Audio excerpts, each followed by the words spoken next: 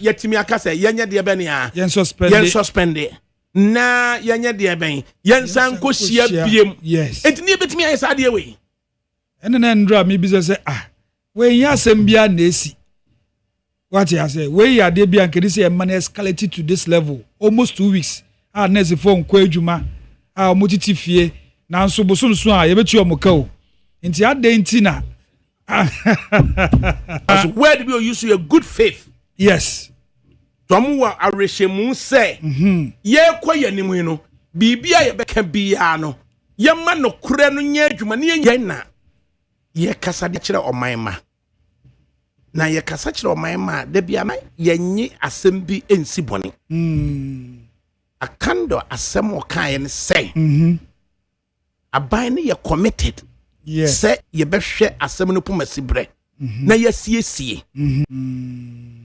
ambulance service for munya ahoboa se mon so kan betimi abeboa enti as a minister say yenka asem no mani nsi ya untimi wanye saade no enti the fact that was ye committed to a commitment se wuka se ne papemu pa so in a humane atmosphere no enka aye GRM make crown betimi aka say ye the skeleton staff we share because there was no way say womo ginaye mu see no obi beka say onfi womo be fi womo yeah it's so few it edru baby a obi tena baby ka say obi ye nurse a onye ye fence ye onvalu no a agrobi na wodi say agrobi na wodi over 60 years and I'm 65 years kura and Ghana registered a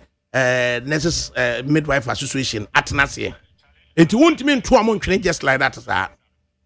Won't mean 2 months just like that. Name ya koye ni mono. Ne ye nyina ye nhwe.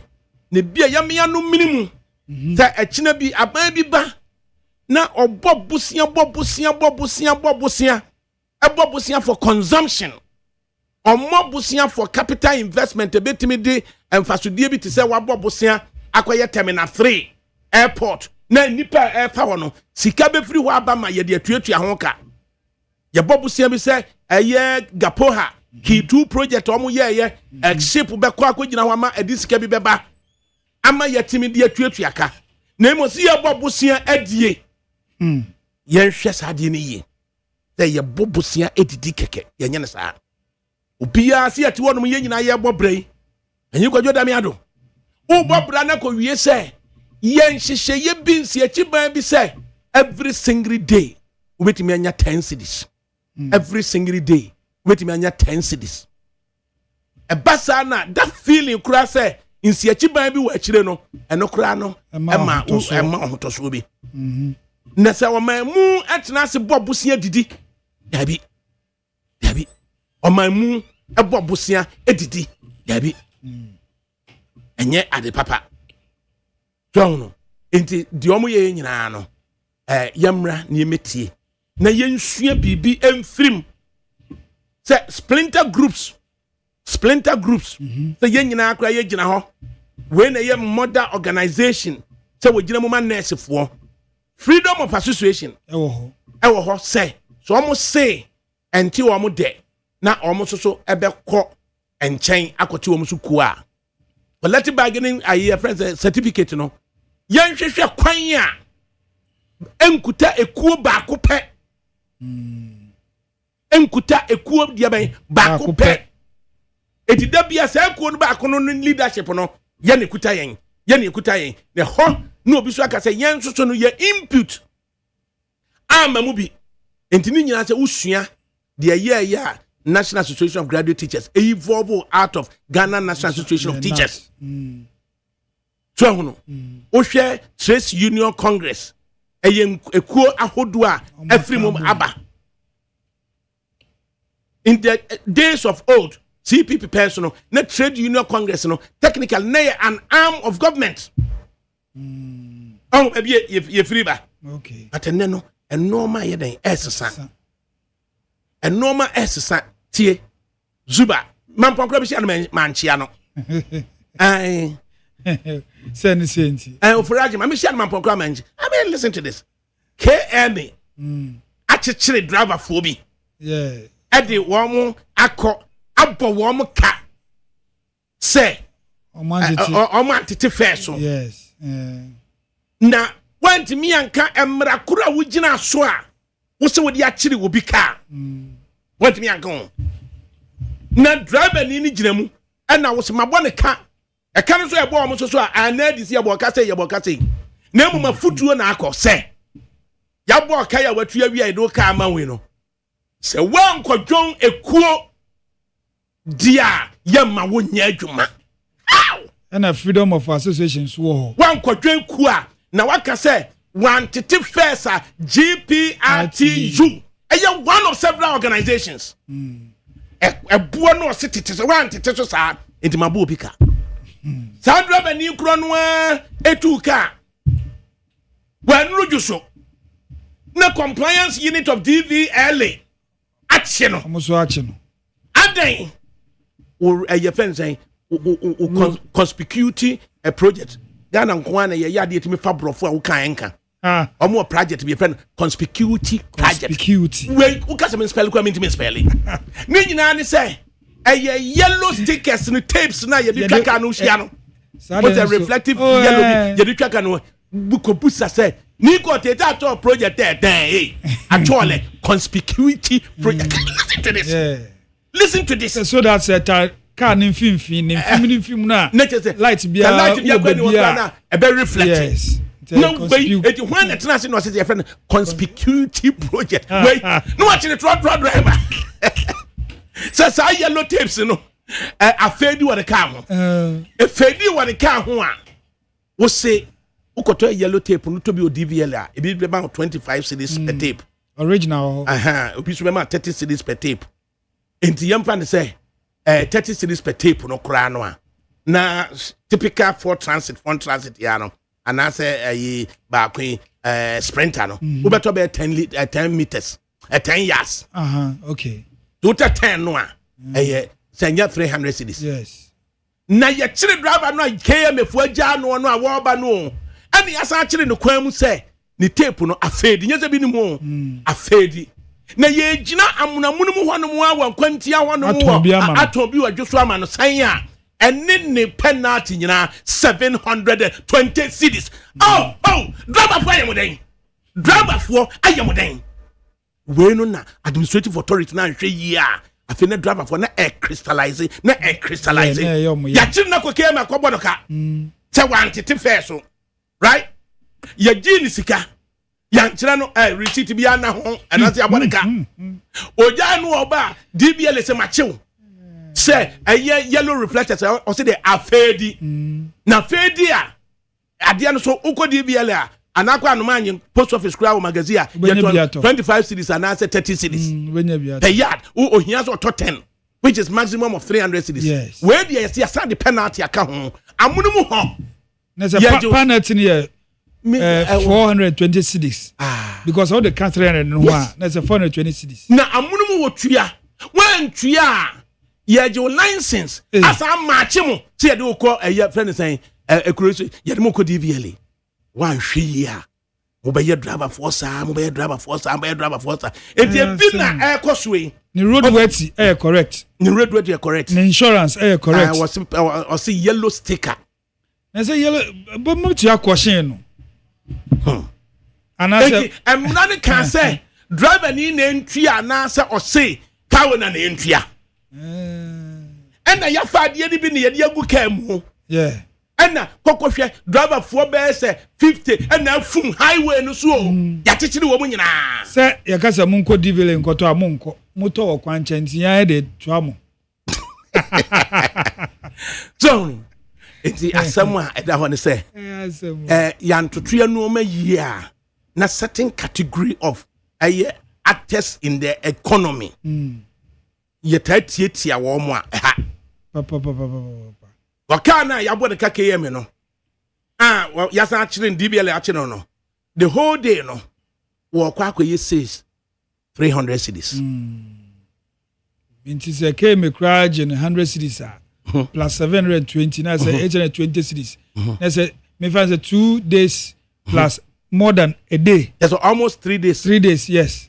Now okoye no so no ogina KMA asase so ewo asafo nom Dunkirk wonum ejina ho na omugina railways ho na prosifo so gina ho na prosifo so atum de ebeje wo na ka pro no 10 cities and the prosifo so 15 and you are gina 15 wo Kumasi railways ho ni abeje 10 cities ewo dwoso.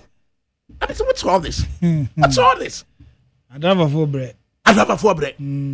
Obi boni ya waye ya ne say wakwa contact car owner. The car owner abusa DVL ni no compliance ni no question to compliance ni no buafu. Yeah.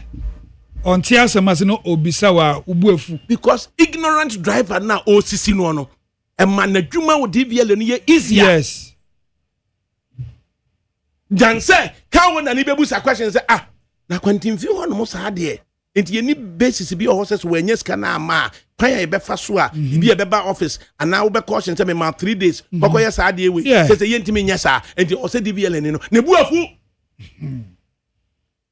na wo ka anya asem na ye test ya ka na ye test ya no e bi a boss no DVL asset rate of 500 cedis say you fantastic car no never test report no principle ye o mo hwehwe mo de ayedwumo just say o to anuma boss obeka just 1500 ka wonye obeka say 1500 onye ba ku bi dia grand kwanta obefiri ye friend saying axim na ba grand kwanta ye 2500 onye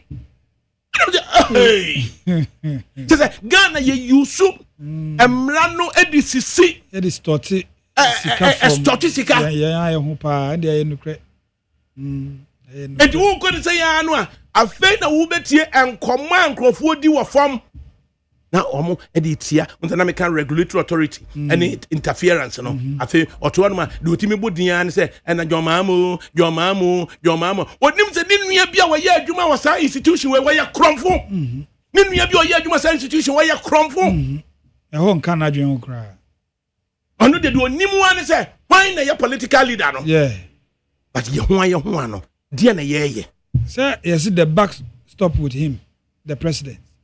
Sir, yes. What year jumam? What year jumam? Akwa state institution nkwade as a president. I just some sort of some kitu. Dabi. The compliance unity, one of the finest gentlemen, Mr. Iya. Obuatie papa. Obechire omudane mu papa. Obeka chire mu kwan ya mu mfaso. Mr. Iya wanche. Yakunu. Wawu, yesi no.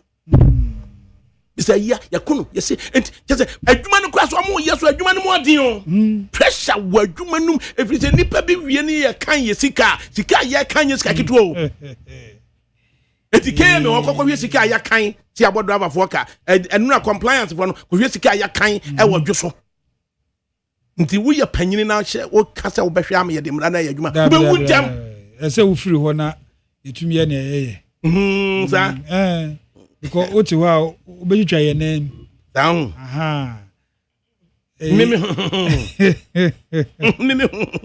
ye nuanu bia ye adwuma wo certain institutions are crumful it's true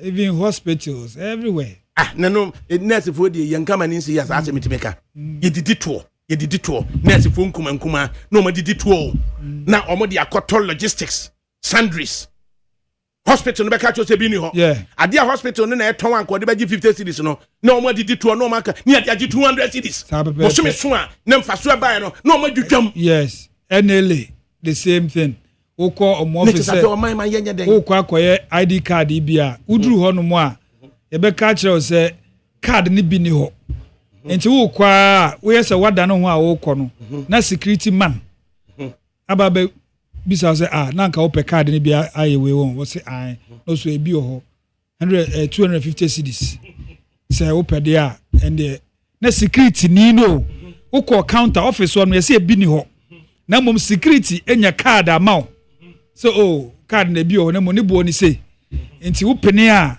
na security ni na so ade akọ office ho no na oma print will be egu so amount nti o man no ade ete wono no woko police the same thing okwa police ni chiwa inse se bianca ade asma woni ne ka no obetum do akọ office kra na wakọ hyen wo no obegina na name aju sika sa sika na nko bebia police MTT fo e omkura moto omuye sales sales o ya na nyina nifa na na omuye sales sa wan ye sales ni moto ni enfe ma papa bi pe mapo me ma me man o beka de obeka mi ntie obeka mi ntie okay present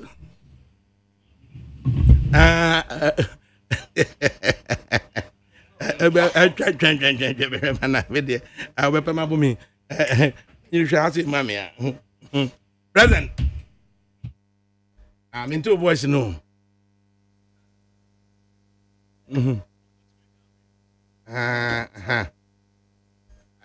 present yeah that's right what's happening saying me pacho adakabri say can you say minimum yak me kasa trotro wo kan bi da ana wa nkasa those all your manager wo VIP there but eniema bi a onimu no ya na me nwanwa say wo di woni bibia nyame hia we anyway mamudu asem a wakofa bei me mako ho amakoko DVL pupo ma yeyi now Ghana no wonya wo bi ma omwa wo ya de na isa se ye nyina be som sa de ni tise no oboso obi akono ho drivers adwuma no enu nti na wo se ma driver on your plan pen mi jae omo ayi adaka no be de say do Christmas a bookman fo ho no timi sika ma omo koto enkokọ mponche na ye drivers no adaka bre de beto akokọ afiyenya omo juice kasa na mehwe na mse no me jai driving adwuma mo wa me na hwe asimo akofa be tape omo de bobo car ho efa ho no mamudu mesra wuwi a wodi gridi omo DVL mra no say how many tons of vehicle and also the tape no fa ho na hwe say aboso kan macho so ho ene Land Cruiser V8 no dia ni mu duro ya wo mu V8 ni di wo mu fa tape ni bi mfa ho na was aboso kan macho e de efa ne car no ho esa aboso kan macho no o de yam commercial purposes ana for commercial na adakabri utonlage wama na commercial purposes no adakabri commercial womo V8 e nanti anajo na wo so nanti anajo enti wo de nam anajo na commercial wo nam anajo a what is the difference so de nam anajo no ne de ye commercial enti wo go for tape because yenya ye hwehwe illumination e say car no e be brighten ma say kanea bi toso anajo a te car ne kanea kra nya adwuma ubehunu say sa tape no be reflect ama what me I imagine ade edi wani mo no adakabre car wo kwa wo de nchemu na ekọ debi wo de nanim ne nachi enti tape no wa ma me de bia bonimu ya mo private no so bi bonimu bi bochire dey na akọ kasa me fa entwa ho nhia me fa mfimfin me de fa mfimfin no car no wo no wo de mfimfin na ekọ na adakabre ye ti Ghana hey ka kire me say car ben na wiase ye reflector any light no car ben na reflector enim wo de ka kire me you know wo de wonim can be any reflector any light no the lens na ho reflector e wo mu say on say bia lens ni nie ansa na bia bulb no bo inside no e reflect into na kura no de kwa akire no e gas fired headlights no wo be hunu say ansa na Scandinavian for so sa pioneer daytime running lights no enti ama illumination on the vehicle there akwa animu giving the new type of vehicles ever no akwa kache me say me fa paper reflector enu emfaso enu hu emfaso che original reflector bruni ayamaka na me kun hu a say emfaso bia nso ade na mo ye no just say ye dey gini pesika hwe we ya me kan adakabre aside of that according to me hwehwe mu a me ye no wo mo ha na ka kire me firi ko hwehwe mu abehu na ye obi na kra as a police officer bi retired and ona ye kra de na ba ye nto and won ko ye airline and the man ni pa se de be ya ye beto paper reflector no na ye force obi into that koto na fate tarka ho aka ho besi ne identity ye nyidentimi fight se car no ye make sure say wo normal lights na wo car no no e ye adwuma. What is the point? So because I'm going to paper reflector. ɛna ɛmfa nteta Nanu kaa no ho stickers no so ya measure edu koto bia keke wa abontene a na se wan to de DVL de no ya measure baabi a o se de bobo a eno kwa watomra adentra ɛna aso man baabi a wiase ani brie aba bedre ye de ye kra ade no so mamudu ye wo Ghana ha kra na sikare ka Ghana da bi o ye kra no obi akokra tape we ni dollar no de agi esika otu obi aba sese wunim wo aban ni ayi nipa wa ba DVL is no o ko force bibi e be ma sikaba ni abema no percentage that's all enu an ye wo bi aba wo hwe ba bi e kwaida wo wani mo ha ni e de atata driver for yi wo ka na wakoye tamfo me stress ma wo driver ni a ya kwachina ko KM se ogina eye railways ho KM so wonye terminal bia wo se saa wo mo so mo gina e de ko konongo ekọ afijase ekọ ekumawu ho o mo jejan wa prosifo ne gina ho yi prosifo wu driver ni a wo ye fence wani anwan no ye chiwa ne do akọ mama Mary o zongo na chese wo yetimi ju ka ni si wono mo ade whole day na ukochi no ko KM che wantete feso na mebusa wo mo a ebeforo ka no wo mo se wantete so ni ache no ni yakobo ne ka e wo KM ni ya won ne so okay ya bo ka ko na emo so wan kwan tete so a next time no de ye de we be dey ye do be court ye nkyere emramu nkyere no no ante say GPRTU4 na e de tete so na fe aka tete wan ko join eku a o ma ni nya adwuma e wo kumase afem ya boni kem no na mo kai mo say ye wo mra kire say freedom of association na fe uwia wasan tuka na nanisu hantwo na watimi adurudwo so yes compliance unit of DVL enso so akokyere no wano so kyekere no a wo say ne hwanwan no afei tape no afei omo de emremu no omo frɛ no conspicuity project what spell ma bodin ma miteso me aka me hunu bo mamudu me hunu bo me bo conspicuity ana ya sa akɔkye no na ya ka kyete tape na fedi na tape na fedi a ya je license ya je car safoa amunum honom no tria 720 cities ade no so ko DVL a ya ton yard ba ko bia se 25 cities and 30 cities na ya ka se wan fa ma ya ma won fa car no enko na nipa fumo obi ayeyi o hono a na adenti na driver ba ko akofre ne car owner na wo ye ne wo deal a car owner na akofre emra no to say car owner na entua na say driver na entua car no so nyamedia car no nya driver na dia me yi obi adwuma enti watch me na nipa kro ne car wo season na ma frɛ nipa kro me bone ne say na KM fo a delay over 3 hours 4 hours na DVL a delay over 3 hours 4 hours and at the end of the day no driver no onwa dana wo be den why you says amaka wona na me ko frɛ no a wo smato mra we nyina wo ho a adakabri sɛ de na wo ka no me no ya dwene pa ne ma no bi wo ho a mamudu enye abaye wo ne nipa ne nimdi a ye ninti ne ya fa ho mo de sisi yen me ka ya se yen fight yen citizens no because we be obeba bia na bible e ho na kwaida wo mo be fa ho de adidi apia yen hia for yen ne yen nimu hwe no enti driving ni here a lot of knowledge ye betri dia boye ho bai ye be fight adaka be wonim se sanye menti na ma ye te Akuapem station wo Medina meni abrantie bi ni plan ye koba ni ye say no the book man for ye mpene ye koya wo mo say priority ni apam ye nipa obekwa akoka akodi nkonkonsam ya apam ye no ni ama no priority ani adwiri ho ani yesi ntimi na memi jai driver no kra na branch ye no obete Akuapem station e wo Medina kwa no at that time Ken City opposite ho no obete ye those days from 92 adakabita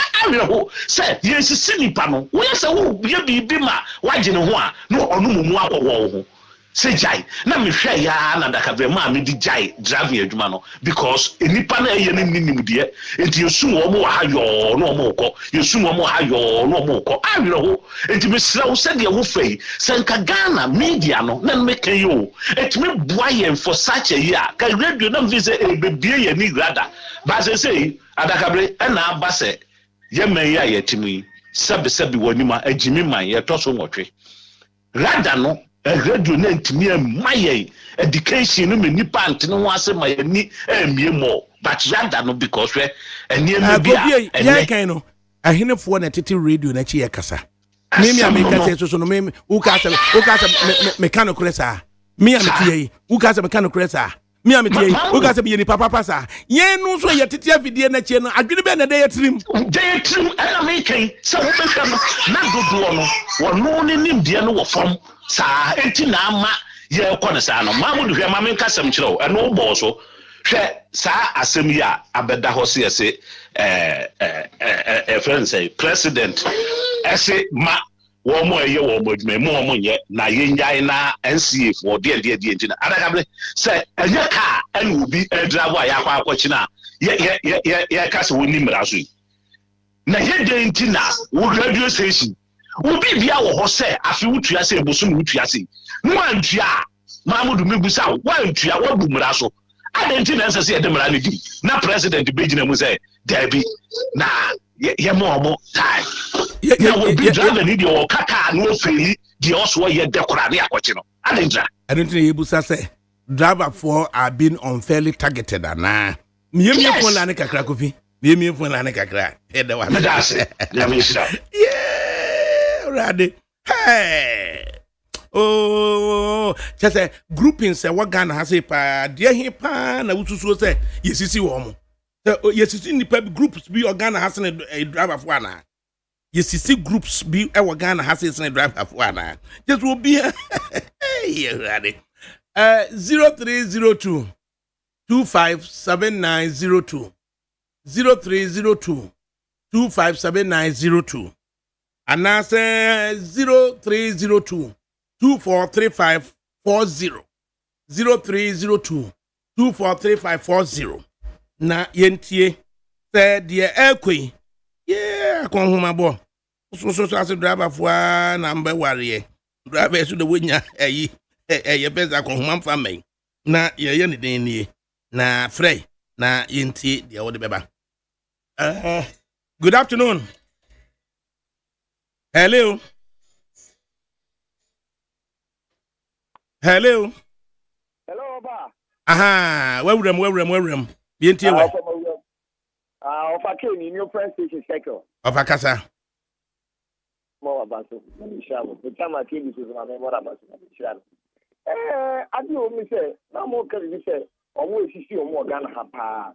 But Ghana have to do more, or you be better than Nabe. But Nabe, you man, I pay the because I know you see the one city at two. Why did that come up when they go to you? Passengers, you get here. Once you see that 1 liter, so we cost so much from of our station for a year on driving more career. How much you president the crap of 10? How much a president crap of 10? Oh, I don't care because passing your number, what get you. Now, we are seeing now, so such a Ghana, a cow more or more hard drip or would disturb bar. That was your number one. Me what circle? Messi at the junction, no adini. At Timota, no adini. Messi of Franco, no adini. Even go do Poquatia Masama, you may track down Spain. So, no one is your direct, you know. Opa Masama, second to Amazon, and 20 Ghana. And the call also must want Ghana. Number one. I love that. Just one way to see your drivers, and no more must want your drivers. Driver near Bewano. When I was so can't dear Benny 0302 257902. Good afternoon. Ofa ADAKABRI Frempong Manso. Nana mo akunya mi asu dwen kan ba bia ho bia. Ofa kamia kwaye se adwumaku a ewo Ghana ha da bia yebuo nkwase sisio eye agrawafo. Odrawafo eni ekamafo. And after that was ya so you say ayen thing. You need to boom ras be dey see me nyina no ho da do ni betina. Na ekran kwa se Ghana ha de. Se bibia ye twa ho tuo bia ba.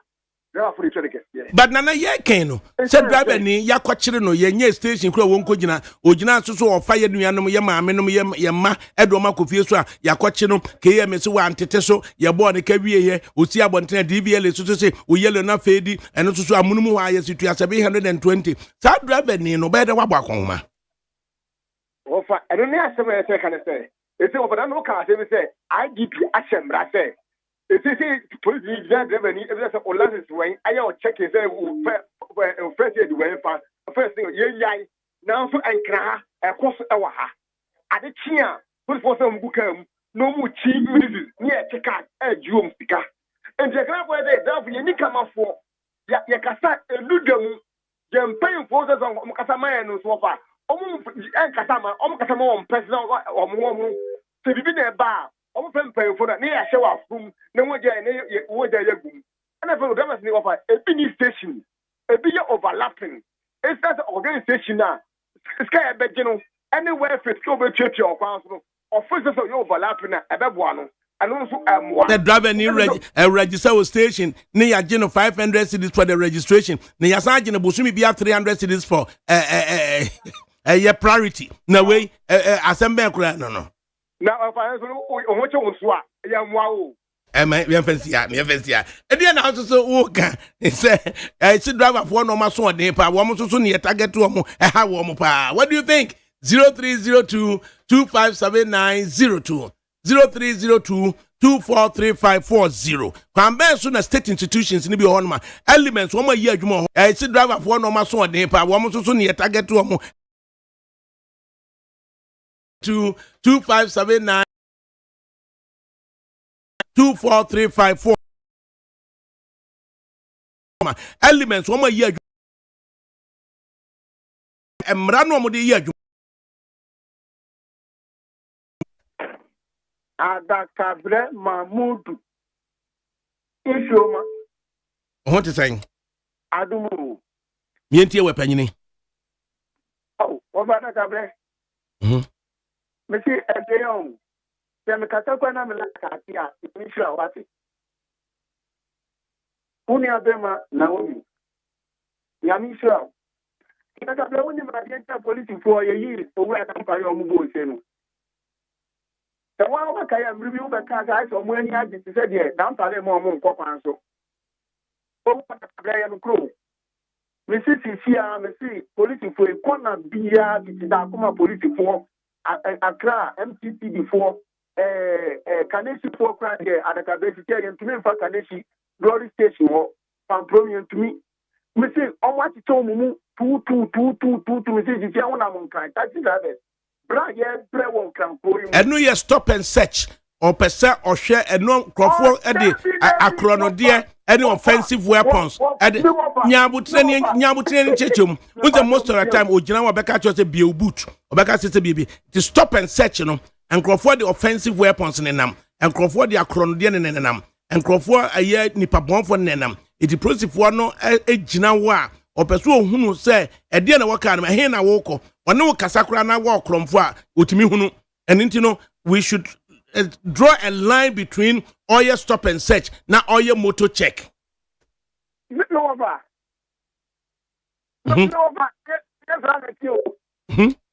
ye buti kwa am say na 1 year ni ye mu da ba da bia ye tia police wo kwan so e mo mu ti free ya wona wo pa mi si o mu tumi pa kwan so ju sika wo pa me say police ni say okutudie bi achi na ohuri be na kwa mu stop a e be ya nwa na wo pa woni me da bibia for so ti o mo dia bebom kamienti uwo du eta wu na wo koye no wo kwa na ya ka tra wo se bia wo ko manyad na wo koye a me ya ka tra for headquarters because problem mi wo ka no jise wo ko headquarters na ko tia paneti ban se ya yama wo such a problem me ya yete ko headquarters na wo ko headquarters ya ka tra say o normal plate ni nye the woman say DVL for no ate eye unit be from compliance unit sa compliance for no mo kwa abontene the compliance ni ohunu bibi aye defective e wo car ho a wotimi e communicate no the car number say now I say sa ni pass message say just wa correct sa de we atua ho associated penalty ansa ane amakwan am ye bia ye issue roadworthy e de amano na no ana wasa nchiremu ekoyie ama obi ati asese compliance for no omo compliance na some person catch and say emra na ho no wo hwe amwa di mra no so na wodi mmara no so a wɔmamu no nyinaa ne yɛn ho bɛyɛ den ɛbɛtɔ yɛn na yɛn nua no mu bi a ɛyɛ adwuma wɔ hɔ no ɛna wɔn de mmara no hyɛ wɔn nsam esisi less educated ignorant persons na ɛwɔ highway no so no. No over. No over. Me the man is no over. Me patrol that then as education ba so driver for yanti. Yanti wo be yanti sembredi baga na ha. Omo ye education via because driver for anko school nti. Uko bluwa ni aka kire wo say port work a wuti ko tua paneti. Driver ni o be bia bedi. Na ese ni kata wanya da ko ka kire ka wo na so asem ya de wo ka. Na ese ye dia me menfe. Ye tua 300 cedi. Ani ye je me. Ewo Baria SCO and see a car and mammy. I'm a gas channel. No, pa. It's slow down on the idea. The dear no woman drive upon Yancy and once it. And young one about the about this chapel from my end. At the attack, when he had bread, I might have more political play. I have problem the other or Pataka. What is the board of the call retire and you have to drive up one?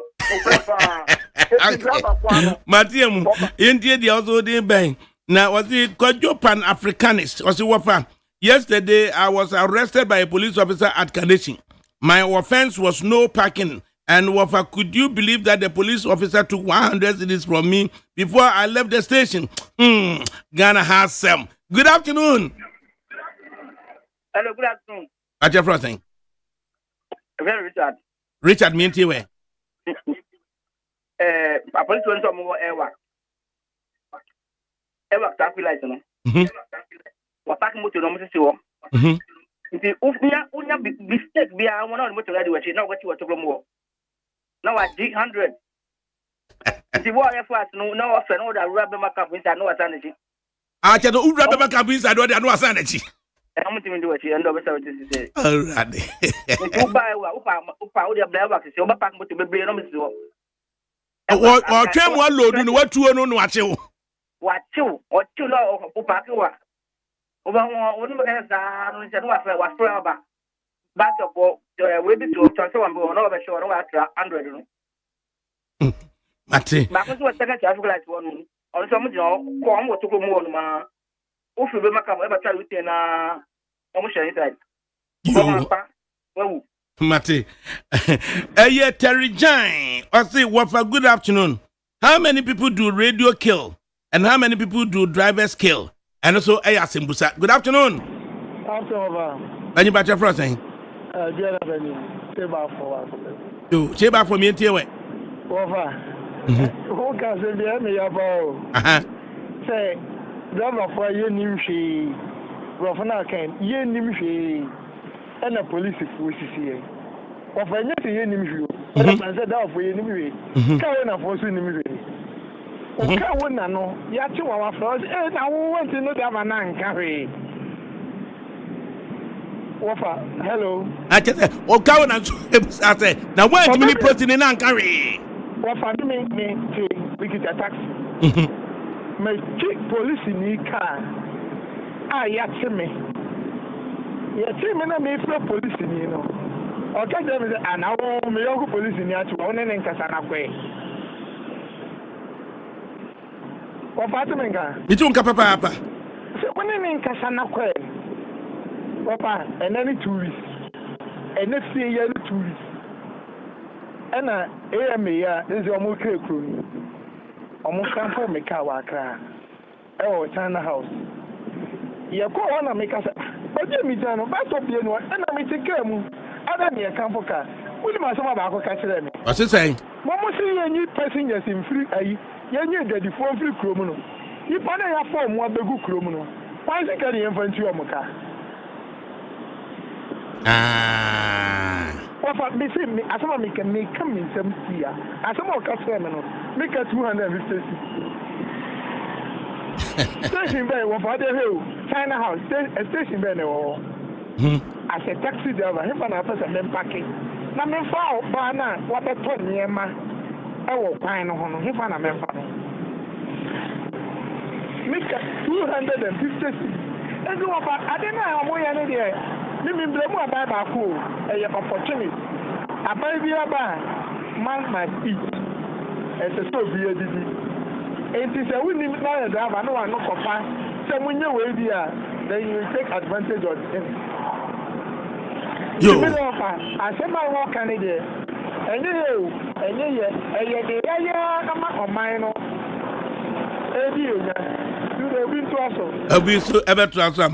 Master P on Facebook Live was hey Wafa ADAKABRI to the whole Yasu.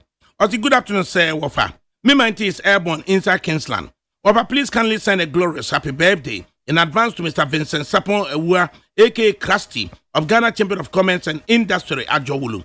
From Daddy Prince, Akwasi Ewua, Aluta, Diego, Tims, Randy, Apostle Dr. Felix Ofori, Cynthia, C4, Wadasti, and all your colleagues at work celebrate you today, Krusty, as Sunday marks another milestone in your life. Wafa, happy birthday to you and all fathers.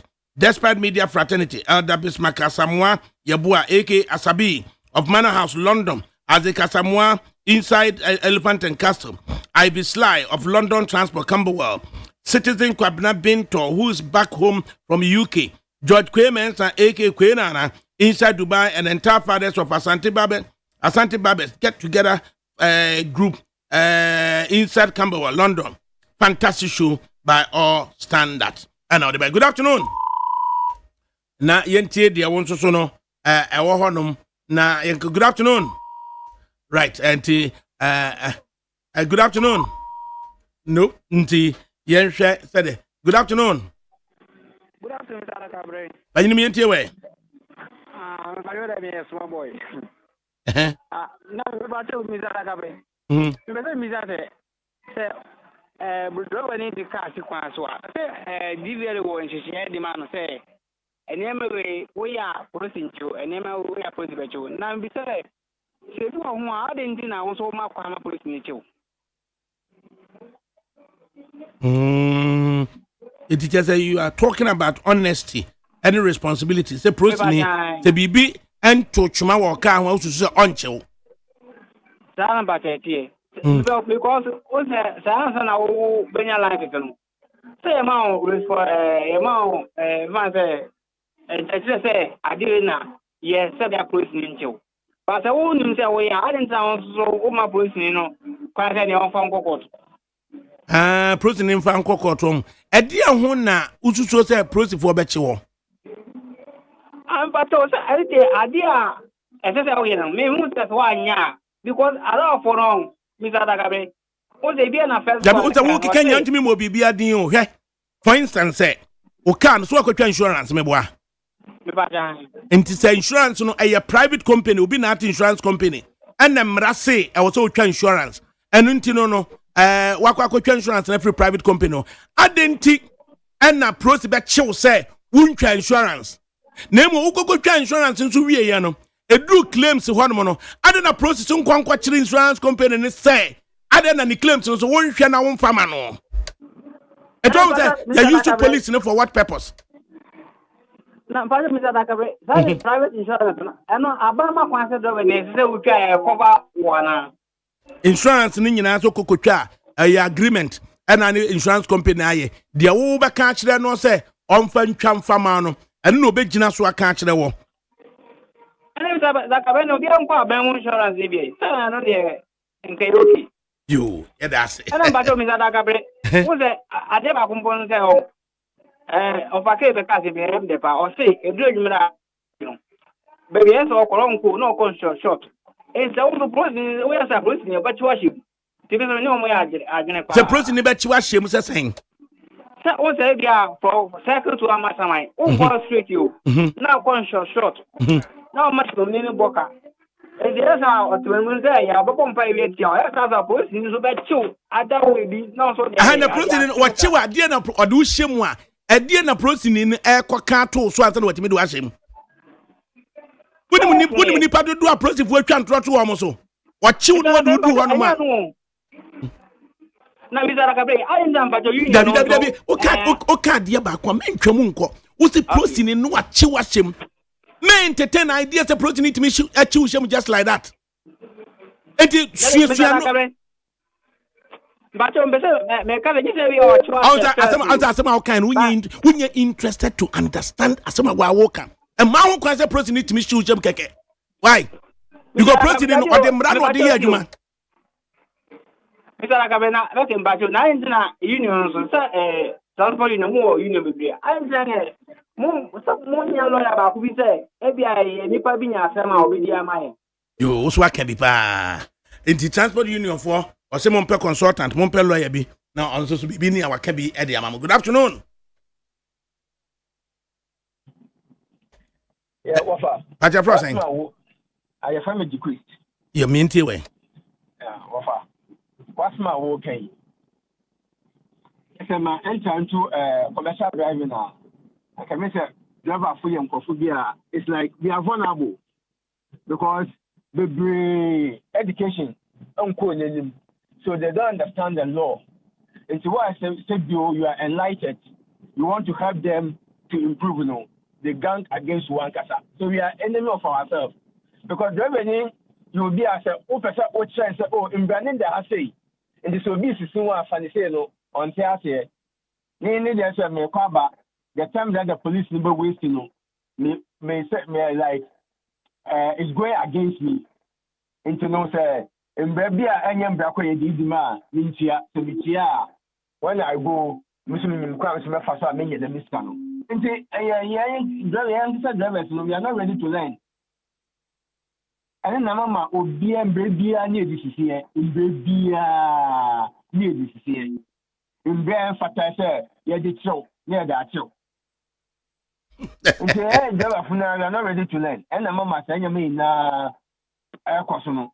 Because even if a policeman, let's say, you are trying to defend yourself. When you could have got to tell, about any police near no. My time such a police in Anko.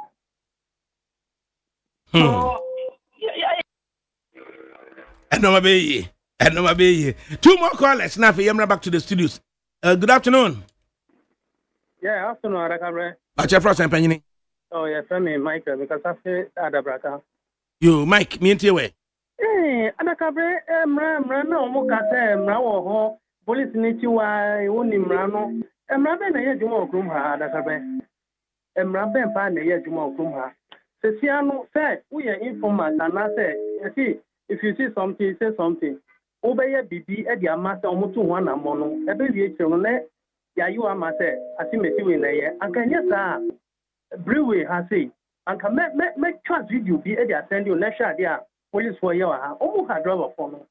Oh, almost had driver phone. Once I driver phone so dear, almost near, almost all take a crown, now soon your police for years, the idea.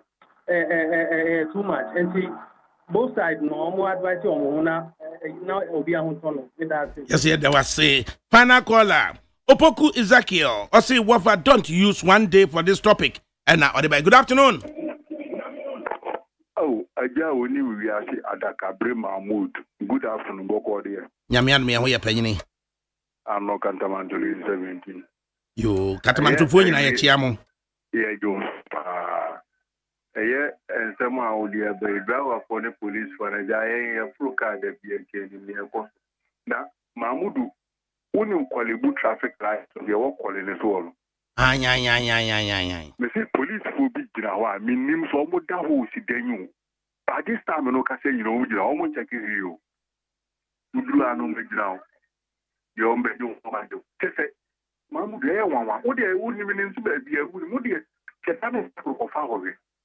Blessed day, so too, minim. I will grab up for the woman say, almost from radio from near the but I said, police for Nibin, I for more aim or this other Kuma, some more crazy.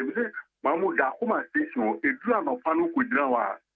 A hour, may I name me, I say, a Juma also by Yonafi. What could you manage no yard from Yen? I am one and Ghana, and so be I in Ghana, was a Ghana in Adia, young boy.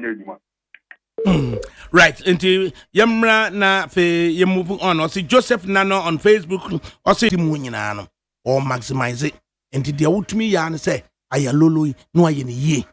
And so say assembly no mammy no assembly be and fast anomaly no is in any so. Assembly one per housing. The housing my residence of your assembly hall say per housing. Now when him so 2 years canon the mark cancel it. Na cancel no ene na nano mo ewo ho akasa pe asase na cancel mo modene and internally generated fund mu first can be into emphasis low cost housing na mo fama teacher for nurse for wo ma tete mo district wo no mo fama wo mo no mo high at that affordable rate na e ma fie wura bi mu no transportation council mo nyire mo ho na upe metro mass wo no ma ya kwan ameku sure say metro mass so sebu area ho ani ade na truck driver de e mo bi nkonkoto ne car emfa na wo na be ka chen say olodu ye no wa nko Accra to Kaswa direct na wako short wabesi connection and we see wodoko and we see malam and osanto aso no de ko SCC answer ni nyina ne say e man kwan invest it says cancel for antena se anya sa de no na se mutena se na wo free say obi investment e de bosia kakra wakwaji loan wona adwumam no de koto tro o de koto taxi wo se wo na wo ba be hwe say ada na wanko direct na offer the short ebeto aso de bia the investing in certain social services na yamfa mwa wo manma rather than say obema private person an investment na wakọ hwehwe that de ne ama no yei ene nsema ye to aso na ya ba behwe de akoso empo emabunu bi ebre ewo anim nanso eni yade biara wo no mekanfo Optovision Eye Clinic ediamao Optovision Eye Clinic provides diagnosis and world-class affordable treatment for all eye diseases including glaucoma, cataract, any yade ahodo pi dia yestronko kra ne say Optovision Eye Clinic wo quality designer space ahodo ebe fatal send ye wo penny biara it is awani ya anasa wani ahode aba fom anasa wo pese wo hu ade here unim ba bi esesa wo ba Optovision Eye Clinic.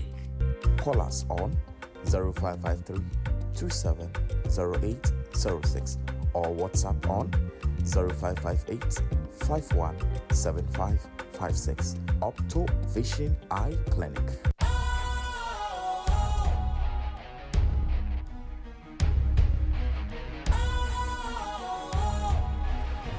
What's cool, fresh and trendy with a new look? Makes you feel real good, that refreshing vibe.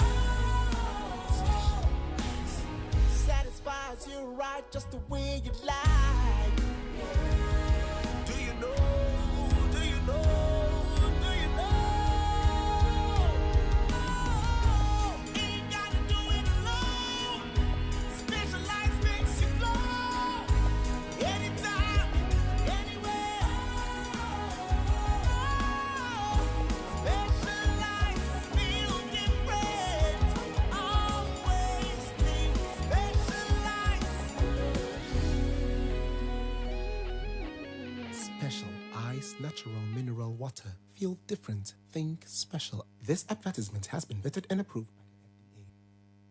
NIT 100.9 FM suni na watwi mu from June 2 day bay and they say next for the roadmap at the buy say omo condition of service implementation challenges aba ama chess omo nti omo ho ase enti omo amfitia keke ankase de no ma nyina egu akwam omo the roadmap by na we ye be do ye be saying yante hwia na fe na escalate the kose yante hwia na de kose yante hwia na de akose ya kodru say afi total strike ni nyina etimi ede bae na enura yentie president of the Ghana Registered Nurses and Midwife Association no nsembia omo ede eto edwa.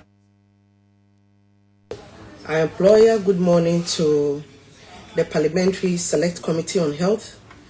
A very good morning to all Ghanaians.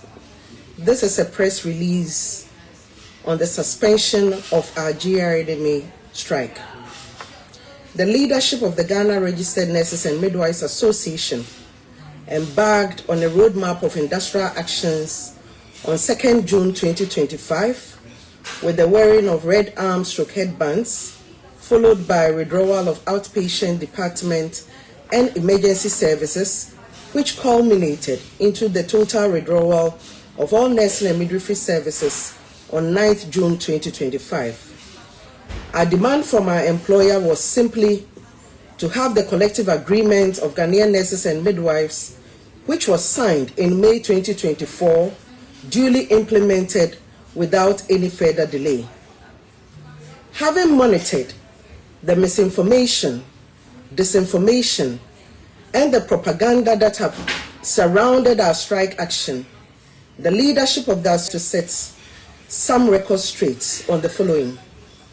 1. We are nurses and midwives trained to provide essential health services to the Ghanaian population, and matters affecting us which are brought formally to the attention of the employer must be treated with the urgency it deserves and in good faith. 2. As nurses and midwives, we do not take delight in seeing our patients suffer. However, we cannot take good care of others when the system does not take good care of us. 3.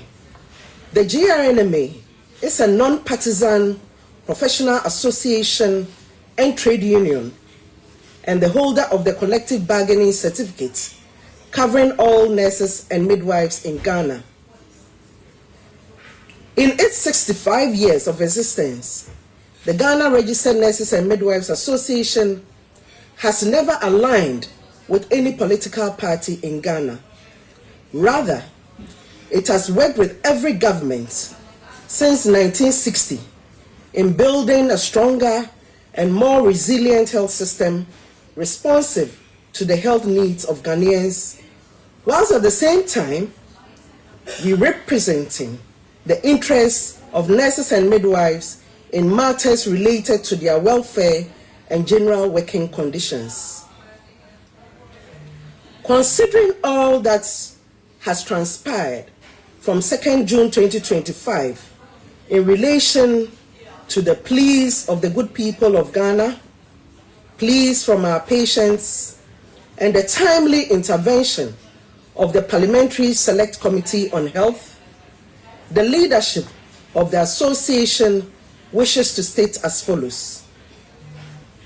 The engagement held with the Parliamentary Select Committee on Health and other interested parties on Thursday, 12 June 2025, was very fruitful and has paved the way for an amicable resolution of the impasse with our employer concerning the implementation of our collective agreements. 2. In view of point 1 above, the Ghana Registered Nurses and Midwives Association's industrial action initiated on 2nd June 2025 is hereby suspended, pending the outcome of the follow-up meeting scheduled for 26th June 2025. 3. We call on our dear nurses and midwives to resume their normal shift duties from Saturday, 14th June 2025. And we wish to assure you that we will not rest on our oars until the collective agreement is fully implemented. 4. We are thankful to the chairman, the ranking member, and all other members of the Parliamentary Select Committee on Health for their timely intervention to set a clear framework for the implementation of our collective agreements. We are equally grateful to the nursing and midwifery fraternity, especially our GRNMA members, for the deep sense of solidarity in adhering to the roadmap. To the press, we thank you sincerely for carrying our voices to Ghanaians and indeed the whole world, and encourage you all to be professional in all matters to protect citizens from misinformation, disinformation, and propaganda. We thank you all for your attention. Ghana Registered Nurses and Midwives Association, I'm president, Perpetua Ufuri Ampofu, Langbani Secretary, Tenkran Chum, and Yate Womo Ene, Echre and Simu, Cynthia, or must suspend striker or more declare no. Ma yeni a labor expert Boachi Yadom and me entry and come ekakra. Minu ya memo ha. Me just go me ne happening. Na oho etisan. Na me adom amodin Yo. Na mo so Boni bi eni akwa mo nyame na oye ohene na oye ye great physician. Na no ye no di nkomo ukuada no. Yeah. Ye ka eye good faith ehun asem. Yeah. Na ene ye tie eye president of the Ghana Registered Nurses and Midwives Association. I say omo ye professional nurses and midwives and entered into negotiation with omo employer and in good faith. No person what you're saying. Sir, what was strike action be Ningina so omo disaster. Na na strike action enye na yi ni say ebegu adwuma no bawo. Bajo na me eko bi wo me okay. What me kan? Yatonka papa. Enye eyi purpose ni say ebegu adwuma no. Purpose ni say omo bi ebi pia ama adwuma wura no. Enema omo hianti a omo ye dedi no ye di ama omo. Nti wo ko strike ni nyina no so no. Na wo dwene adwuma no ho. Say na adwuma yi ebe den ye be wie na adwuma no ho ananse na adwuma no go. Na dia ba ko so a a determined strike yi public sympathy. Strike bia any public sympathy it mean nyina. It is a whole this strike na kia na wuja bibia to ho. Wan hwe Zeman Crawford si adwene mo strike no ho ne ade a eduru baabi a na ama enema akofom kakra. Nti mi de me nura na tuma me kan ne se baabi aduru no. Omo hu se Ghanafo sympathy a yede ma omo as nurses no entra ho afebo.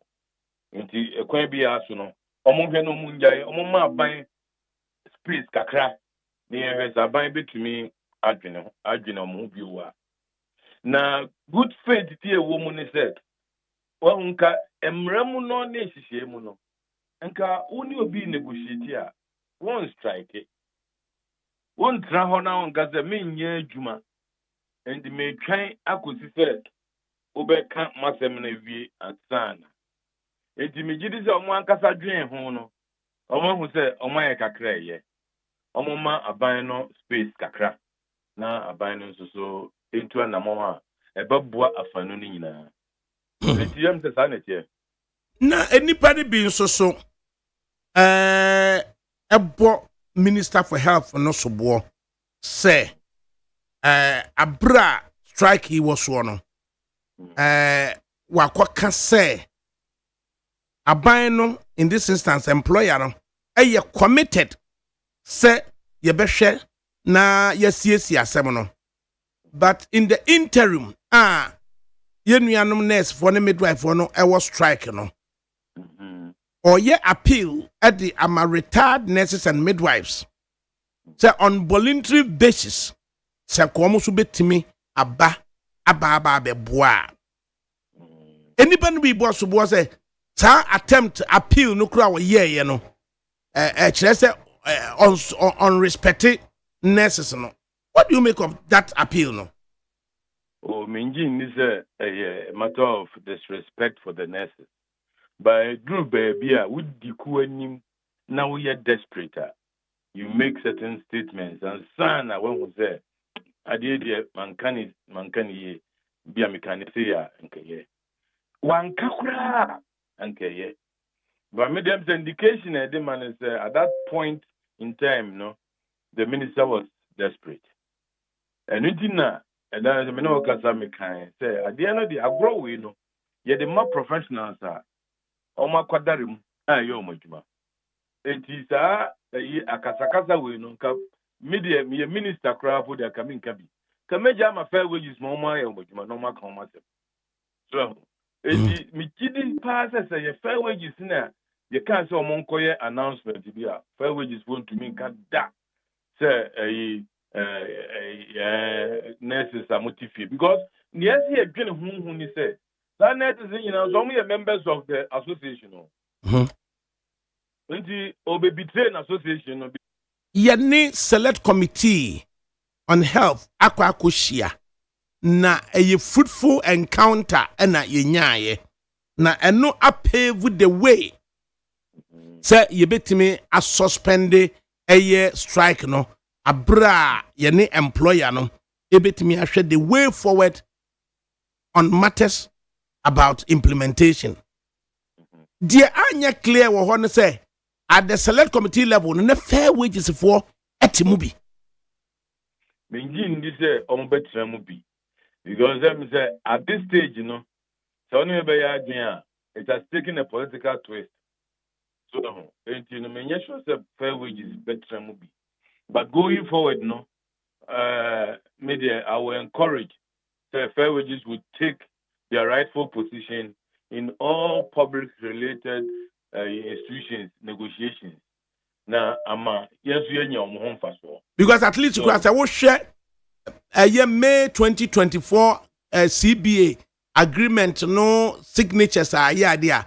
Fair wages chief executive engineer Arthur what on the D can sign ye and we witness a man a chief director of the Ministry of Health a witness a man and nurse for president this secretary sign into the fact says CBA no crown fair wages and a sign new person about fair wages our experienced person and how can we ensure say yabema professional body be and I say statutory body be say fair wages aye na yama politicians any anymore politicians no mo prom ho dodo so niam bi o ha say what obo na wo hwehwem yie kakra e bi a ubenya na ano ne puma sibre ne du ba bi a omo ye too quick in responding to issues that any some respond to so it me dey feel say ne asie e be ya tiade kese ama all politicians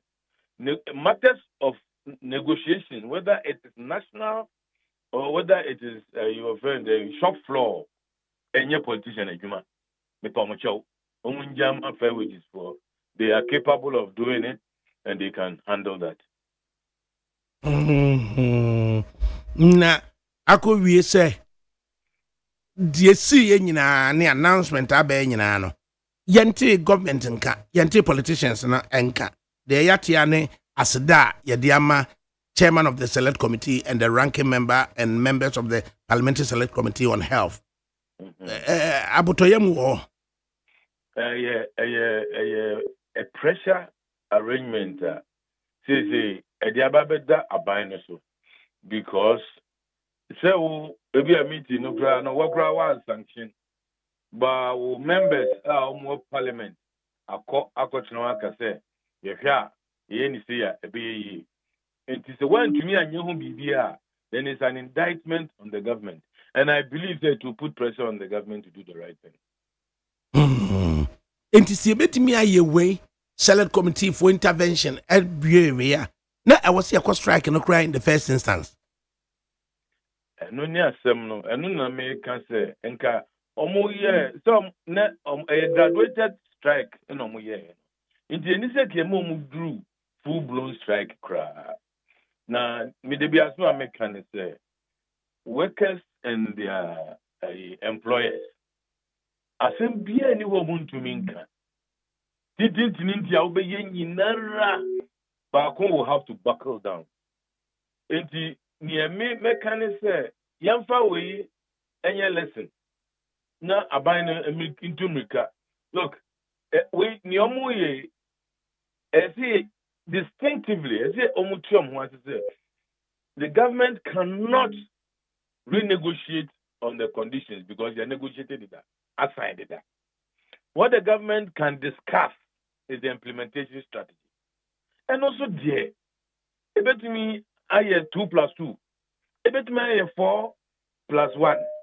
ebetumi aye bibia in the industrial relations balance.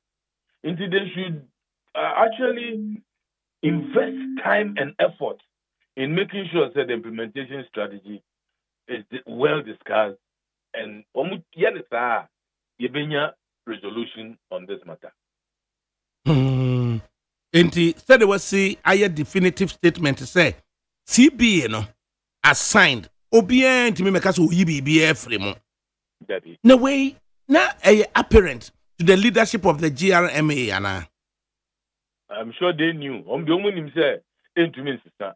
And the would hear Mokasa the elected government negotiate your view. And the more financial budgeting, that statement had been made and it has been consented by government today. So, and this a year how we are say Adiano near how many said if you be back and say, your budget we into me and you no cresta. But me feel the TBR. Afa no betumi atrase. Afa an implementation planner and ha aban bebre. Na ebema nurses no so no omoanya ani 100% to crap na they will have about 80% happiness. Until na ye di nkomofa staggered approach no ho. Na che say nye no mani nyina na employer no at the central level ebetuaka. Ebi o wa facility ne yekuta CBA no and nti ye no se ko eno ho manso ene ma asem labor law yemfe ni you labor law yemfe ni you ene say labor law yemfe ni you labor law yemfe ni you ene say en candidate no there na you close shop industrial relations climate and this your hospital we get gay health services workers union o GRN ni adiade there would be from union but mra ye ba labor pluralism no ena ma wenu nyina ebae na enwa disua no na mebisa se yensua ni hie ana because the dynamics that are playing out is not the same as when we had a closed shop situation. In this say na see etie ho ase say ko yina ye adwuma ofaako na union na esun wo no ono no dictate so ono no dictate nti say one in a relationship nya or call negotiation you have to make sure that the relationship is well oiled. No the one institution mu ye nyina be adwuma baako e din komo ye nyina be din komo but the bedru baby no na akwa say MPP wom NDC wom na ade na ede empapa mu nya say NDC say NDC as a party and MPP as a party but splinter groups na abano za na akoye obia wona ho den nanso numbers ne ade adwuma and people must respect that so it is our cultural and one culture no when they get a bargaining certificate no yes on consult too what ya clear emrana clear the nature of the consultation there be on tray it a more afternoon let's define what the consultation should be like na bibinia ankoye pintin bia it is here in the new labor law na ya bisa mistakes ni errors to nyina no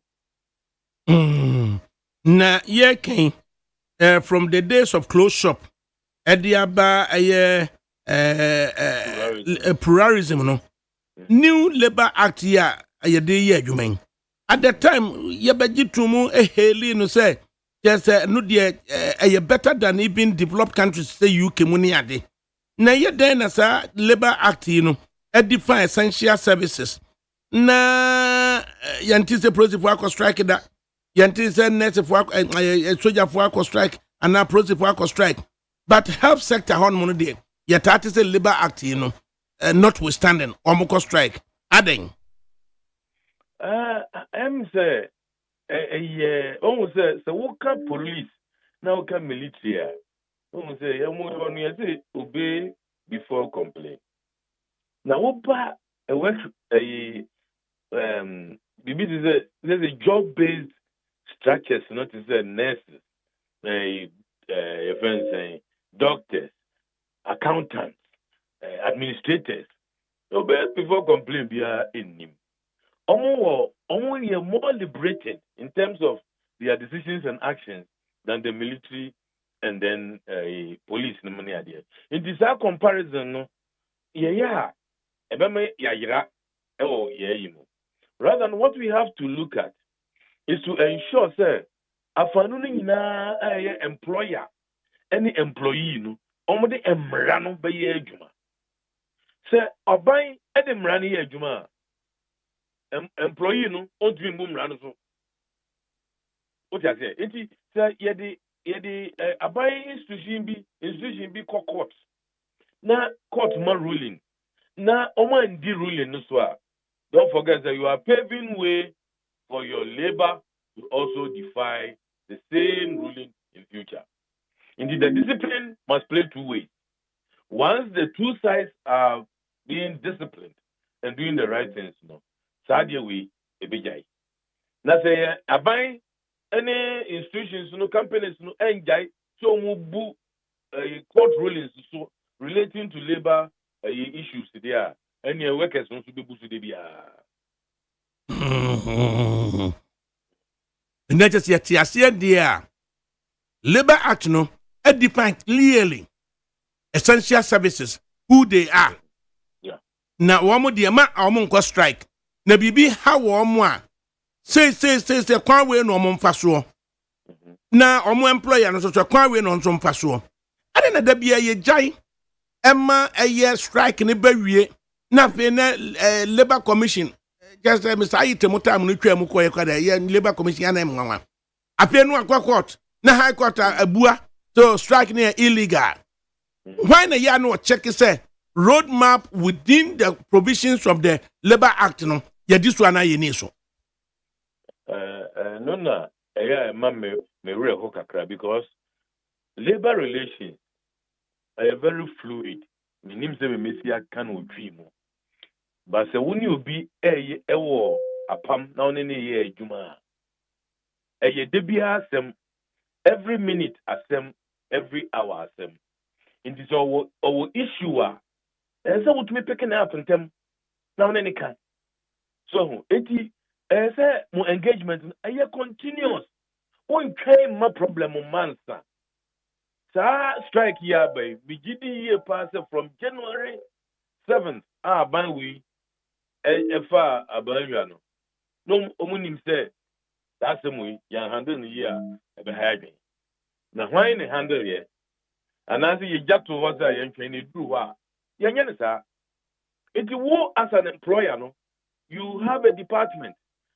Onya te ya no what yes na o engage you yenye ni say dey be no ono so department no dey call ne penny ho ade we yenye ni say ya e be say za kaka za na yetumi ahanda na mo tra ho ma ebeye hewie na workers no e hye o penny fo say mo fa mo me fa na de ngu ho a very difficult for penny fo to say yem fa ngu ho enti ye penny ye dia and ye say industrial relations no ye ma ehia yen na ye ne de bia ma ye ntwen e ma asem mma anstana ye tu anamo de bia ye ntu ho anamo ye ne sa e be jai ne kura ye no awie ye adon boache na enso so o kan sanka ye nyan ma ye statistics body bi te say fair wages and spearhead negotiations and implementation framework no as opposed to say na politicians edi anymore no ediaba bibi to do with independence of regulatory authorities na yama wo mo framework a wo de ye adwuma hwe ba bi to say National Communications Authority. It's an act of parliament that created it. Yeah. And your regulations arising from a airline that operationalizes the act. No? Yeah. Now, or no extra radio stations are hold on. In that space, one will say be infractions be ha and now, in order to ensure compliance, I will say you two sana more way. Yeah, no, and no mobile cancer 64 radio stations be a breach of the governing or you say provisions are yedi adwuma no. Less than an hour. Now we have a communication from the presidency. Say, oh, munya lenient. Na mumfanche wa muna mumu grace period be. In this instance, we are told 30 days. Now, wamunche emfa entutu wa munoma ye. Regulatory independence, any interference from executive. How do we look at it? Mother, yeah, politicians, when someone see your money, money there, because so ye more, and minister no, and sana ministry no between among say what you say no, nanka or the presidency, I didn't want that. Nti me question maybe say, and sana ministry no, and a minister no, or between them to say, it's 64 way on work no. Na only presidency akasa na only omukasa e dey say na presidency kai because authority there you the man any absolute the man authority we are general manager we are managing director and even the board you are subject to obi it yeah empepi you know near ebani say institutions no akasa no they actually fall short of the actions. But in now, as the background is see Mribia, na me work fair wages. Yeah, fair wages. Appointed me as a director for negotiation and collective bargaining. Nani a matre, from Mamuni say, workers na say, pay a friend say, send fine you. It's a buying yamu, non come baby. That are not present coupon. Iti satani ni chief ni our deputy chief no be hu me no say akra asoma si ni tie bende na mti o yentumi ntra ho ema omun ase omunye iti enko minister ho menene me boss no ko minister o ne ko ka chire minister ne say asema ya titini ye tra ho a e ba be ye asema to yeso enti ekwan bi a so no ye me directorate no will spend 1 month to go to every union, educate them on the benefits of the single spine and why they should come on board. It is my shame say me na me director and TV. No, I went to my boss. You called a minister. No man doing lights. Into for a month, every day we are namity any union for you kasa. Kasa. No mo jitum. No mo say yenye stakeholder engagement. Yeah, stakeholder engagement. That time now NDC also. His Excellency Mr. Mahama and Obaye Ebe Kasaye Emma Yina Jitum say yenye new roadmap. Yeah, the SNL spine. So it be yeah, no plan no. So one fuck line so now we are the work with ya. One way I will pay you the span about the won't say more as no. And ye can so no. Almost so executive branch no. As so say radio stations ye can say regulatory independence na ye adwuma on the part of the NCR. The beba ne say ye be the president ni dini and beba town. Hey, Sam George ami atutu station mu. Hey, Mahama ami atutu station mu. Na ya obscure a professional work of say the regulator no a NCA. What do you make of that? Yeah, I tell you, in the political sphere, this is very possible. If you are not different, a man president no step in, no. But near woman in say, minim the ministers no some about training there, but they should be able to understand say they are working within certain structures. Some structures a year human. It is their role they have to play, their consultations they have to make before they make certain statements. If they understand that, you know, please, come. Because I would just say, Ubenya Minister for Communication, whilst in opposition, Nyamena, I was a minister, no, or two one, I was a ultimate entity data so. Nankami and committee data so. I've na change it. Now what about what position now for what about in government minister for communication. Have you never catch them? And you must say yes, I mean I'm a titi data so. At the end you bet me their cautions are politicians see among come judge man of the professional public service corner. And there many account because we need to demand accountability from our political leaders. Now, the ability demand accountability. Then you can corner a cotuaba. And your minister will have small kind in your idea on same fata.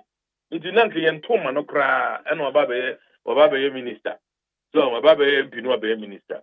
And so, many near say, ha, political accountability in near vocabulary. In the Ubia, your pen, no, yeah. But say you political accountability. And can politicians or can be back then one son waka. Yo, at the year don't watch it. Yet there was it. And in Bna watch ye and watch lecture at the end of the be a shabby before Yamin Kang. Right. Yeah, don't watch it any ending come na a Facebook Live comments kakra ha. Yabekin kind. Near bar. Manese Azure watchro krata edekoma Ghana mampanyini efa Youth Employment Agency sanitation model womode management contract ede emma Zoom Lion Ghana Limited ne muaye no a Ghana mampanyini de bre no yebekenkan muaye ne nyina na matters arising no yetime adwendwene ho gusuneti enit 100.9 FM. Comensa Pilatu ni. Osi Wafa, thank you for a fantastic topic. I'm watching you live from with Honorable Bright Srifi Kumi, next first verse in the Hajia Safia Mohammed, next MPP National Women Organizer. And Odebaye. Na Joseph Nano. Na I'm saying reference to Makers Assembly for any invested in housing and now we invested in transportation and also indeed invest and or the buy. Kwajo amedome. As a good afternoon neat me mighty family. Thanks and or the buy. Master Wood Kumase Bantama. I say governance is a serious business and should not be engaged in deceit and cheap propaganda. This is pure orchestrated agenda to make the government look good in the eyes of Ghanaians. There's no way Honorable Sam George who took such decisions without informing the presidency. Just deliver the promise you made to Ghanaians. Ghanaians are well discerning. And now Odebaye. And now also chairman Odeno Kwapia. Richard Donko on Facebook Live. Ozi ADAKABRI is sad for the professionals who their code of conduct does not support this. Now they are apologizing. Would the apologies bring back the lost? It's time the military takes the leadership and management of the public hospitals. Now, Pokose, at the year we have all say, good afternoon, ADAKABRI. Sincerely, I admire your deep knowledge on many topical issues, including these nurses. And I also love the way you schooled Odame de Banono me what fast no bibiano. You know Odame han since 2006. Obo wa minim de what person the me so be bo wa we nim de person chire. I see just to come to think of it. These MPP inclined individuals expect the minister to sit aloof while innocent citizens of the land die, all in the name of negotiations with heartless people who have infiltrated the health sector as nurses and midwives. How does that make sense? Honestly speaking, the other source on a person said, take catch the bukru. Me and me bet you can say with the open Unyanka nurse for an internet, you know, a bukru. Cabinet says so, Waba.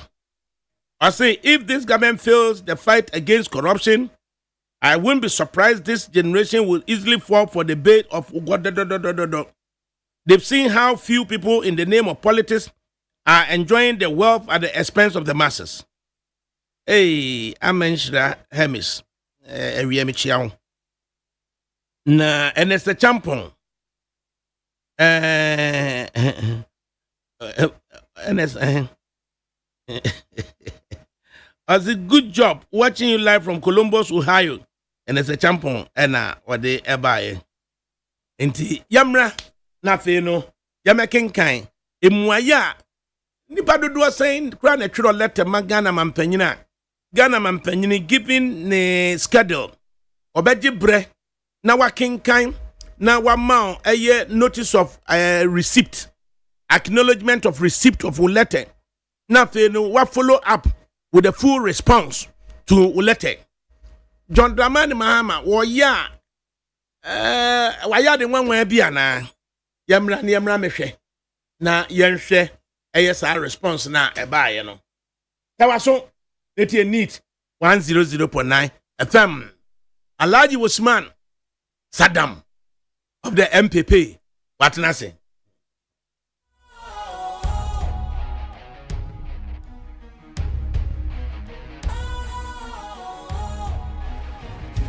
cool, fresh and trendy with a new look. Makes you feel real good, that refreshing vibe. Satisfies you right just the way you like. Do you know? Do you know? Do you know? Ain't gotta do it alone. Specialized makes you flow.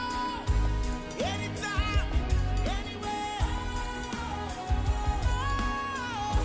Specialized feel different. Always think specialized. Special Ice Natural Mineral Water. Feel different. Think special. This advertisement has been vetted and approved by the FDA. Neat 100.9 FM so any. Na ene Friday June 13 2025 na yehwe juma yedi no sade di kan no over the years during the days of Kojoban Radio 2006 was it and youth employment agency models the model ne baako and sanitation and ekofa adwumakuo bi a yefre wo Zoom Lion ma omo investment in that sector nkakran and neno wo mo timi de benia Omutimi esa omuhumrani say omuye waste management experts. Okay. In the 2006, Kojoban Redu, under the leadership of President Kofo, the late Ban Redu, Sata Minister of Information building on Mamikane Memene Debia, na Basi Ashesa de Nasi, na Yebe sanitation model no. And no na ekofade ba ya emajuma ku Zoom Lion no.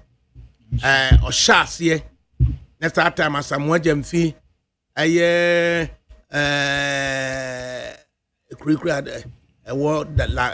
nyameche Odoko East Assembly no mo frɛ hɔ no say ɛhɔ sub metro bi Odoko East Assemblyman efe na nayaw MPP ne boy bi nanayaw me tin nka ache nim so oda ho ha enti sata masamwa jamfi na nanayaw na omudi Zoom Lion chi asamwa boaten so eboai nipa eboai na Zoom Lion ene akodum pompon so a omosa mo homrane say omo ye waste management experts we say baller yesisa edi free fie solid waste no ene wo de baller ni free fie na fa afri fie ho na ye de akoba bi a omo friend transfer station the transfer station no akọ compact no ye compact no because untimi babola nketenkete ni nyina mfa nko landfill site into ye the transfer station to transfer station no yes a 5 e bi wo achimota a new station chen ho no baako so wo teshin fertilizer ho baako am sa shaman into omo wo sa transfer stations no enti yetimi edebola ni nyina kɔ hɔ a na omo acompact ni nyina na fe no omo de akɔ sorting center ho na yakɔ sort na yehunu die yebetimi de aya ade foforo die yentimi mfa nya ade foforo afi die yentimi mfa nya ade foforo no ye de akɔ engineered landfill site I am rano ananke ho no kire se I was say assembly bia engineered landfill site and say you more than 25 kilometers away from the district assembly district capital it could be think you think na hey no I was say you were AM our engineered landfill site anka a year 25 kilometers away okay ye din komo no so ye be hwe assembly akese they say Tema Metropolitan Assembly they say your friend saying Accra Metropolitan Assembly Kumasi Metropolitan Assembly Tamale now with the atoto and kitten no ada ho ye district any municipal no eso ho na ye hunu say the normal siko etin kra ha se to asesi no be chese Ghana ha se no assembly bia ni ho a owo engineered landfill site any yama the nipa na wasan home running from 2006 and no besan home running say oye waste management experts no ono na ye investment and only your friend is saying landfill site engineered landfill site the latest one which is 50 kilometers away from Accra Metropolitan Assembly no Adepa Adepa no just a state of the art land engineered landfill site Adepa no so ye be hu ye benya no we Adepa no wo ensanwa mu de kwa aburi akwa no so no okay achese ya ye no bibia kama enti no yampa se wo yi bola ni free ha no bola taxi no anase compactor no wo de ekọ achimota new hono say hono na ye kwa compact no yie ti ye compact bia bola ka be se 20 ne ya compact ni nyina bola no de ba ye no ne de agu articulator ba ko na say kuma bi na ayekuma bi afa ne de akọ agin kotoku ba ko so akwalebu ya agin kotoku no afa na ade na ya compact no ye bebie mu sort no out we nkwa ha de ye bibi nti obi de say plastic chairs e wa say say plastic chairs no ye de bola ni de ko ye no enu amu bi ni yi bola ni kakra bi e de aba be ka ho so and fertilizer you see over 60% of your normal na de ko ye no you recover at the fertilizer yeah it won't say see no aya bola no abeye sika you recover sika every ball em enti aya no nyina wie no na de ye ntimi enfanya hwe no eno ne de call landfill site wono engineered landfill site ye baby kekese akoto bola de egu it make a solid waste no ye hunu say free ye fie no baby akono no tinkra ha say no ka ye gya ye nan ewie ye no na no so liquid waste no yeah ye gya ye da ewie ye no ye bebe twe a kane no na nkra say no no mu kokotugu epunum Lavender Hill yeah so hono Kumasi na omu kokotugu children's park amekom runabout na chiri ho and NDC headquarters Asante ho de wo it is out na ya slabs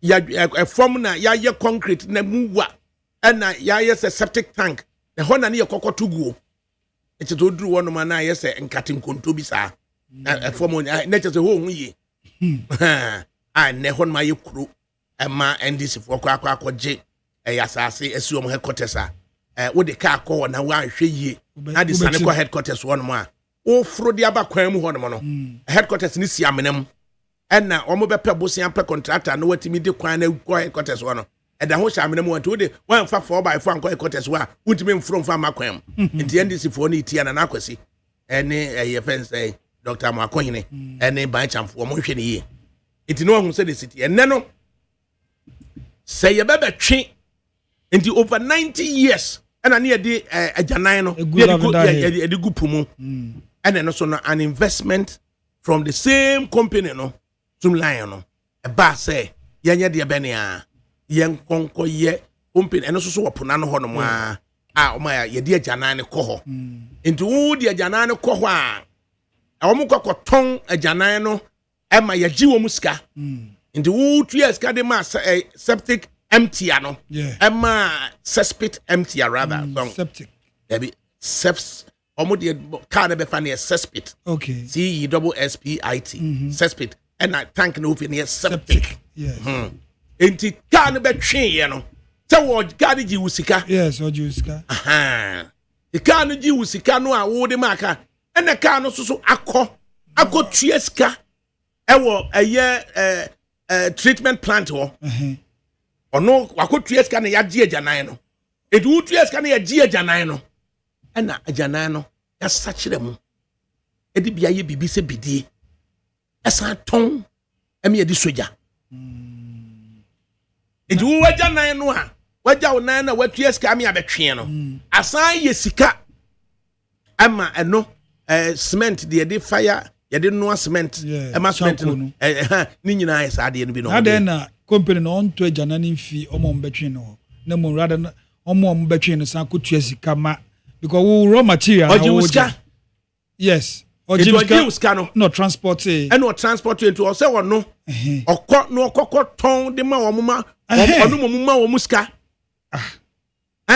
onu nyi ska fro u bola na wo de call sorting say wa ma ya metwe bola na mfrifi na wa de call eye achimota transfer station wa utu yeska na yaje wo pe me raw material no e dey asisa woni mu ma ye no ma ko bola no guba bi fufuro wo pa ko to anya na edimi ka hawa nipa no 2006 ye di government policy ba ye no and was an home run so waste expert won no emfasode a wo ye free liquid and solid waste ubai what bola no what yes can oje ye ukoso ye we palebu ukwa ye we enti articulator be 10 tons no ye we abetua be 1200 1300 yes utua na omaje ukokwetimi bo so dwe se wa ye ma sa tutu soko aje nkotoku right enti say ye hunu say solid waste no say ne koye liquid waste no say ne koye ene kokko ba say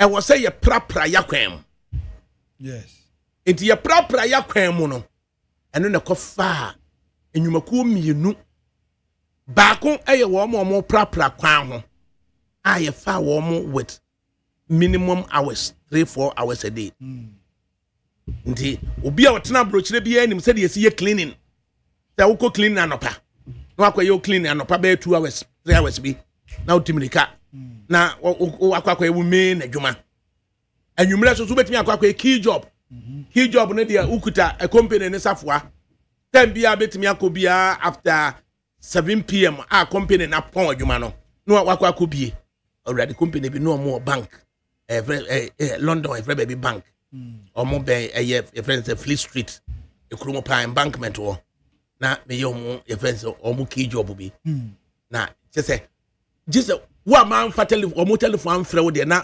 onye ganani just me kwa unya ko wura ho no na metumi na to so just enkrofo key job fo no company's telephone pa mo de afrɛfrɛ Ghana ha say omunya ne free awrade just for mo no phone calls na de be eti akokora me kwa na ma frɛ wo bia anya na me na menyam sika da me ko omunim se key job no already Saturday just no mamu ye so ntede de ma post school ni ma call ma ko wura ho no ma ye me course de abusuafo didi nkomo na fofo didi nkomo yaye bi o enti e ba se why ya fa wo ma ye sa part time no prapra kwan ho and no mo di another group eco textiles baby a wo mo so ko sua adwuma ne ye textile and garments for no to no o ma ne ye full time. It no amount textile and garment for no. I'm almost 500 and something for the month. No amount do a year 2-3 hours. 2-3 hours 4 hours no. I'm almost 250.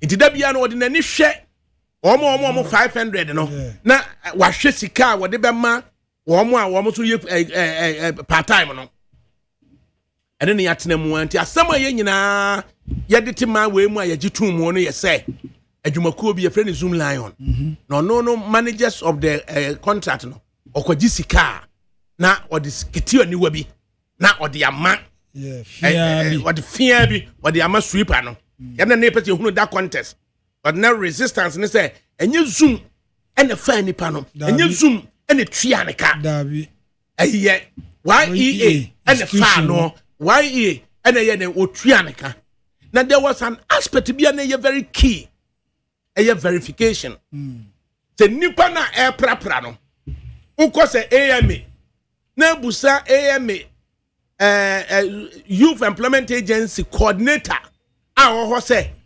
nipa dodoɔ sɛn ɛna ɛpra wɔ ha ontimi nka nkyerɛ no ato apapa so ɔno so na fa nipa no ugobusa coordinating director ɛwɔ Jusu municipality sɛ nipa dodoɔ sɛn ɛna ɛpra wɔ ha ontimi nka ɛyɛ why yesu na ɛde na kɔhyɛ hɔ enti ɛwɔ sɛ at that lower level no why ɛwɔ numbers no assembly no wɔ numbers no yes enti yɛyɛ na ya side step why no ni a side step assembly no at the local level ni abɛka sɛ Zoom Lion obu nkrɔfoɔ afi bia wɔ de 45,000 no de akɔ because contract akɔ nationally afi bia wɔ de 45,000 no de kɔ and so ka verification no the honors should be on YEA at the local level yes any assembly no had the nipa 1,000 the prior it is a Zoom Lion ko ka say nipa 1,500 the prior ya beji assembly ni de na di because also approve Zoom no be prove say nipa 1,500 but conveniently no ya mani luku say assembly ni nyina nkyɛn YEA ni nyina nkyɛn ne ye mosobo no say eye Zoom and e bugana could it be say a nipa bi na aka bom and na mo tafri bibi wɔ hɔ ana but a company no and e boni din a on a wedding yes right intia no ho and a kokoye wɔ how September of 2024 and a sa contract no end day expire yes expire no na chief executive no ye Kofi Japan wanya den when renew Malik Basintele obai o se dia ben on renew anything say Manesse letter a wo twero koma Ghana mampanyin no the heading of the letter no o say yes expired Zoom Lion contract into ono kra wo twero letter no wa twero say BB expire yes as any uti president mu aye na ba ya o say saying expired Zoom Lion contract they just na expire so it's not about the president of the can say yenya den yen renew as so conveniently I to say there Mahama baba be twa contract bi mu yeah so enti from September no besi ne no Zoom Lion no aye adwuma no without a contract yes and without payment but our regime bi say ye betua ne ka yen hwe president letter o de kokoma Manesse no ne yen hwe where say wo mu a admit say adwuma a wa ye no a yentua wo ka abra na contract bia ne whether ye betua na yentua na steps be no mbeteki ama ye de atua ndi yen kan letter no na yentua boase na yenye ne say ye hwehwe yedie e de ama oman mu ni nyina na ye hwehwe yedie say obi ene ne company e corrupt enti wo mo na ye de ye do mo ba form e system no ene ye sanitizing enye obi company since 2006 no waya abedu sam pomponsuo we so enti letter no eni office of the president secretary to the president letterhead no so no and letter Manesse Azuri and I yede command or no and a true letter at the command Ghana mampanyin it is show or say petition to discontinue the expired contract between Youth Employment Agency and Zoom Lion Ghana Limited. Petition to discontinue the expired contract. The contract are expired there. So there's no contract. Contract be anyhow. Yes. Into what discontinue there. So no. Yes. Into what say or no anka say or letter no. So no an head no use you no. And na omo reply no. Omo ya reference to petition to discontinue the expired contract between Youth Employment Agency and Zoom Lion. So no. It is discontinue expired contract expired the discontinue so. That's just a main renew. And rather no could have been said do not renew good any contract for Zoom Lion. But to say I did not expire. Also say discontinue. At the TA, I can't say or since September no omo ye adwuma without a contract and omo ye adwuma without payment. Or saying I refer to your letter dated April 27, 2025 on the above matter. President Nechuroyo. Yes. His Excellency the President acknowledges the serious concerns raised in your letter and response as follows. 1. Expiration of contract. Also, the contract between Youth Employment Agency and Zoom Lion Ghana Limited has expired. We admit it. It has expired. And then what two also said me. And will not be renewed. Yes. Also, will not be renewed. It is there's an admission. As with them as if say there was an existing contract. As you know what the real issue is. That there wasn't any contract. 2. And I'll go 2. I say audit payments and claims. All payments made to Zoom Lion after the contract expiration will be thoroughly audited. No further payments will be authorized without proper verification, and any unauthorized payments will be recovered. Yeah. What you are saying? Now, let's just say contract now and September to Nano. I say you make payment bia. There would be the catch was say.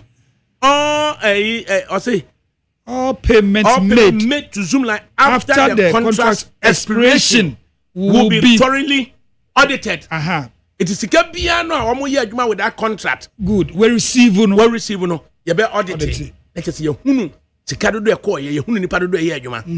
So hunu. Na sika bia ko. On what on is ah. Watchron is ah. Now this watchron is ah. Because the issues were about verification of nipa do say na ye adwuma. Enti ho na akoba say na ye nua no e refer say a Zoom Lion and Debbie or no case nipa 10 a year juma. A nipa 45,000 a year juma. Abra I was saying assembly why you know data it me the to me tro say a year AMA e tro the ba say when nimu no pabu adu a why juma na afi na why you coordinator na te AMA no I didn't know say tuaka I didn't know say tuaka coordinating director I didn't know say tuaka why you coordinator ono ne wo hono mu a ono nam no so ne fa nipa koye adwuma am se Jesse Buako mimi de Jesse Buako buaka wi ageme de minim so hono eti wo nam so ne ye fa nipa no wo se wonnim nipa do aye adwuma bosumi wei ene ye de ono so no e koto company no so say company no de nipa 45,000 e baaye ti ye be verify say 45,000 e ye adwuma e was say wo na wo ground no obi atimi de number se ba yes ne hunu say 45 company no so say company no de nipa 45,000 e baaye ma e was say wo na hunu say 45 ananya 45 no mo bua omo bu obi at you tue obi ka onye na dwuma because wo ye wadwuma enye ye no na letter yi refer to say sika bia ya tue bia no thoroughly no ye be audit I make sure say wo ma ye adwuma no na ho na be hunu say umo obi ye adwuma 3 months and sana wa be chance so betua na ka e be ye den say obetimi a audit ye hunu say 3 months ago o ye adwuma this is ka promptly na nipa do simple no de omo ye so because nipa 60,000 obeyeden and this security for at despite media ha omo di security adwuma no bo so me so a se wo omo be de beba say security for 10 and be adwuma ha na yeso so ya MD as per the subordinates I confirm say inipa 10 and be adwuma yes yes you amka no obi akọ the baby we dey over tenase am obi aye adwuma be say 6 months yes na wuntu ya neka zakra dey 6 months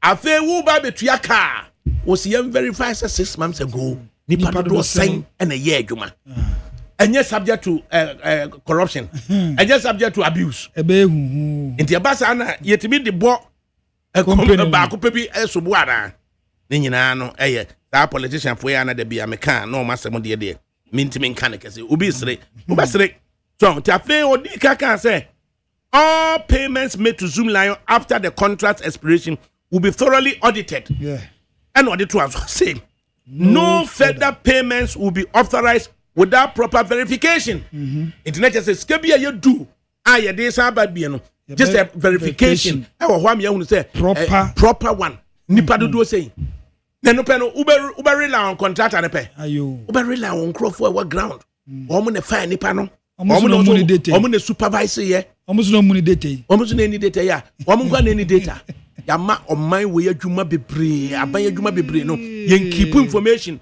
yen keep data into ukosisi aso omo mfa data ne ma omo nya boni nti waje ya no discussion bottom so they will not keep proper records na way and say yetimi twa obi aso because a wo information with data wo dey ba no ene ye dey nyina so e dey akotia contractor ne ka do not put the onus on the contractor they will not improve abi strong no enti afei na ye dey ben afei no dey to aso say and any unauthorized payments will be recovered enti say ye do verification ni ehun say nipa 10 na ye adwuma aso ni atu nipa 20 sika 10 no a eboro so no ye be chi every Zoom Lion enye say ya na o say nke ye adwuma no pepe afei oto aso no say 3 conduct competitive procurement Cabinet has directed that future sanitation contracts be subjected to a competitive procurement process. No. 4 companies at the national level and a BD and a Zoom Lion. Yes. Who are the 3 other companies? And to be nim, obi free at the Nina Zoom Lion.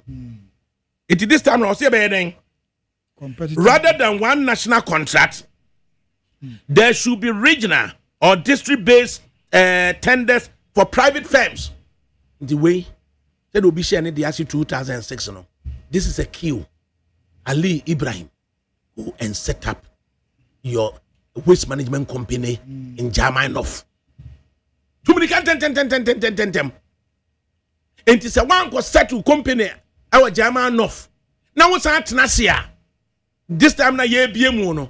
And Nasi Emma. Yes, saka say yemfa be dem na wan fa anko na obi ni capacity won so amfa anko na Zoom Lion na sa de no makọ ya the money we are and kira say wono kana na bi ne bibia ama no so this is the opportunity okankwe enough okankwe central sadam tumrika na kwakwati company ntantem na kosua say ne no waste management no the 2006 and obi aya na ayesika okoye bi ntantem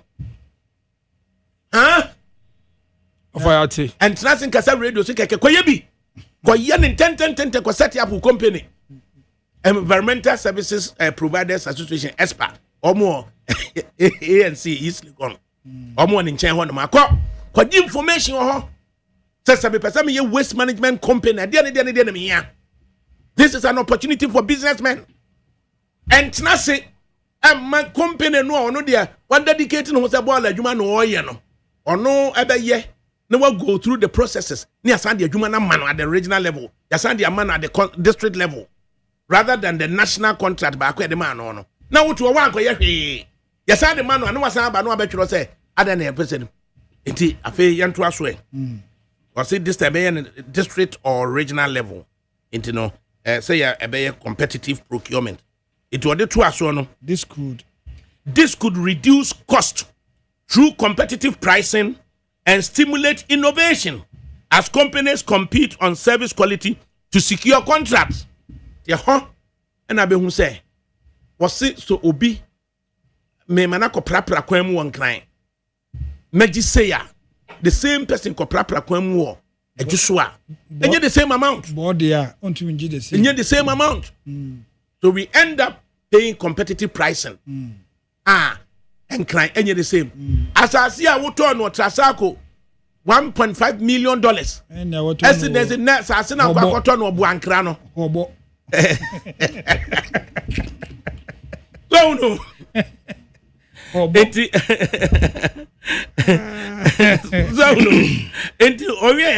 As a cabinet subcommittee will develop the modalities for implementing. So no. It was a bidding crash as a young country. What ya wouldn't win is a sector, I wouldn't say a chassis prepare. What you component them? Ali Ibrahim Bola and Co. Bola and Co. What did you bet me as a Bola expert? BORLA Bola experts. What you company? I don't know. Bola go. A Bola go. I don't know. Bola and Co. So, after was it number 4, sweeper fees. With probable cost savings, the government intends to increase the sweeper fees to a more livable income. Government intends to pay. And then after you can't zoom like a Jessica no sweeper ska. Because the government is saying, or no best will be to your maka. Naha. And now all caution government no. You caution ye. O krakofa ni pebi akabum. That wo ukutu your maka. Any quenching. Na on my group. No ma.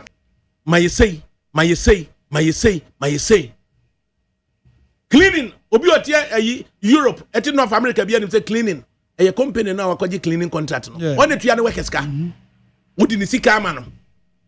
No advertise say uber cleaning ametu ya say. Say security firms e wo man mu kra sa no mo ye. Sa no mo ye no. Enkopa won asem say mimi na metu ya security fuaka. Mimi na metu ya super sika. Ebe kaka ne na 128,000.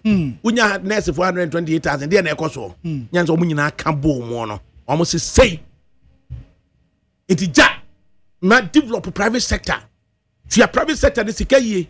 Security for no mtete abonto ye tuya maka say bo so me. The wo kwaji tower ni ase a bo nse security ni ote ono. Ye tuya na ka 700 cedis. Na ni company ni tuya na 500,500. Na ni company na for 800. No the 700 ama security no ote abontene. No amani uniform, amani boots, no ote abontene ho.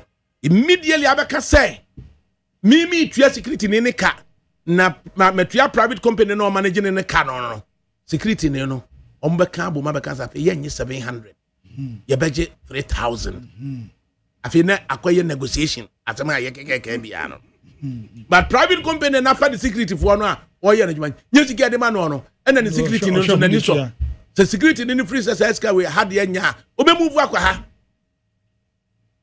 right inti be the caution me dia amano no uko kika nipa ne bomu a be kakra na manso bi a ye atwe no na ebinya fidie so ne yete ne de akoka na emu so obi ye adwuma a mano ade eso ani obi ye adwuma mano ade a eso ani fumigation contract number 5 or the contract that has not been performed satisfactorily will be reviewed and where appropriate terminated in accordance with their terms and upon the advice of the Attorney General. So, it is a fumigation contract. On can't just go to Obey.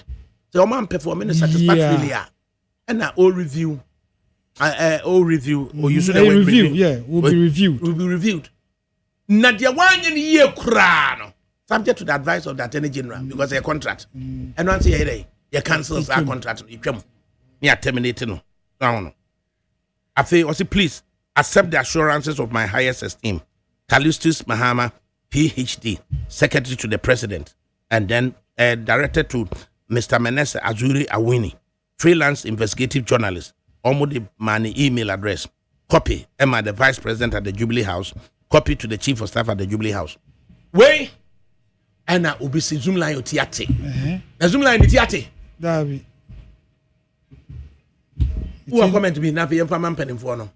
Oh, comment kitwe bi as we be to Jano and Kofu be say there was a contract and he came into no as a omubo si na no na o ka say yenkenkan amam so minya pe say okay yenkenkan na nkrofo ntia say there was no contract enti say no yese Zoom Lion etiate sisi akra konya kra ba emom say otumi kra ebede say ye na so ya ban from bedina that's why betumi aka say oh the theater sisi I ohwa the whole Ghana every region bia our presence wo every region bia enti say bid omunya ebie pe Zoom Lion wa konya ena wo che say ye businessmen and as ye we interest say anka yes we best sabo le bi no ye nko tete companies na ye me ntwen na afei say Zoom Lion osako eni the money we me asa beta do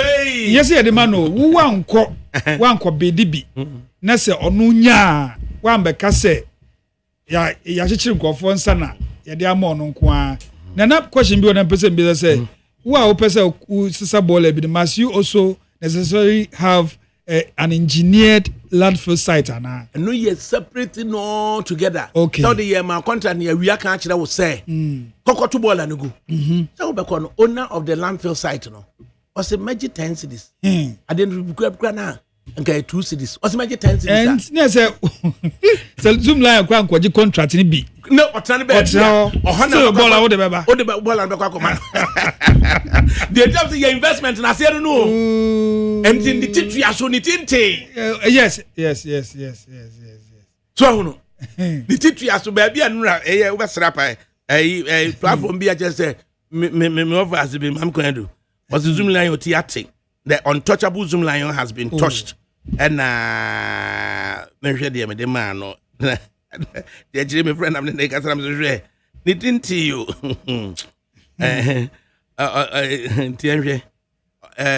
Okase Zoom Lion theater, untouchable Zoom Lion. The theater say JM a cancel contract. I'm catching say read contract. And I'm say not as you write. Read the and theater no. And the theater so no. It the theater na me I'm catching I'm so not as you write. Read the petition heading well.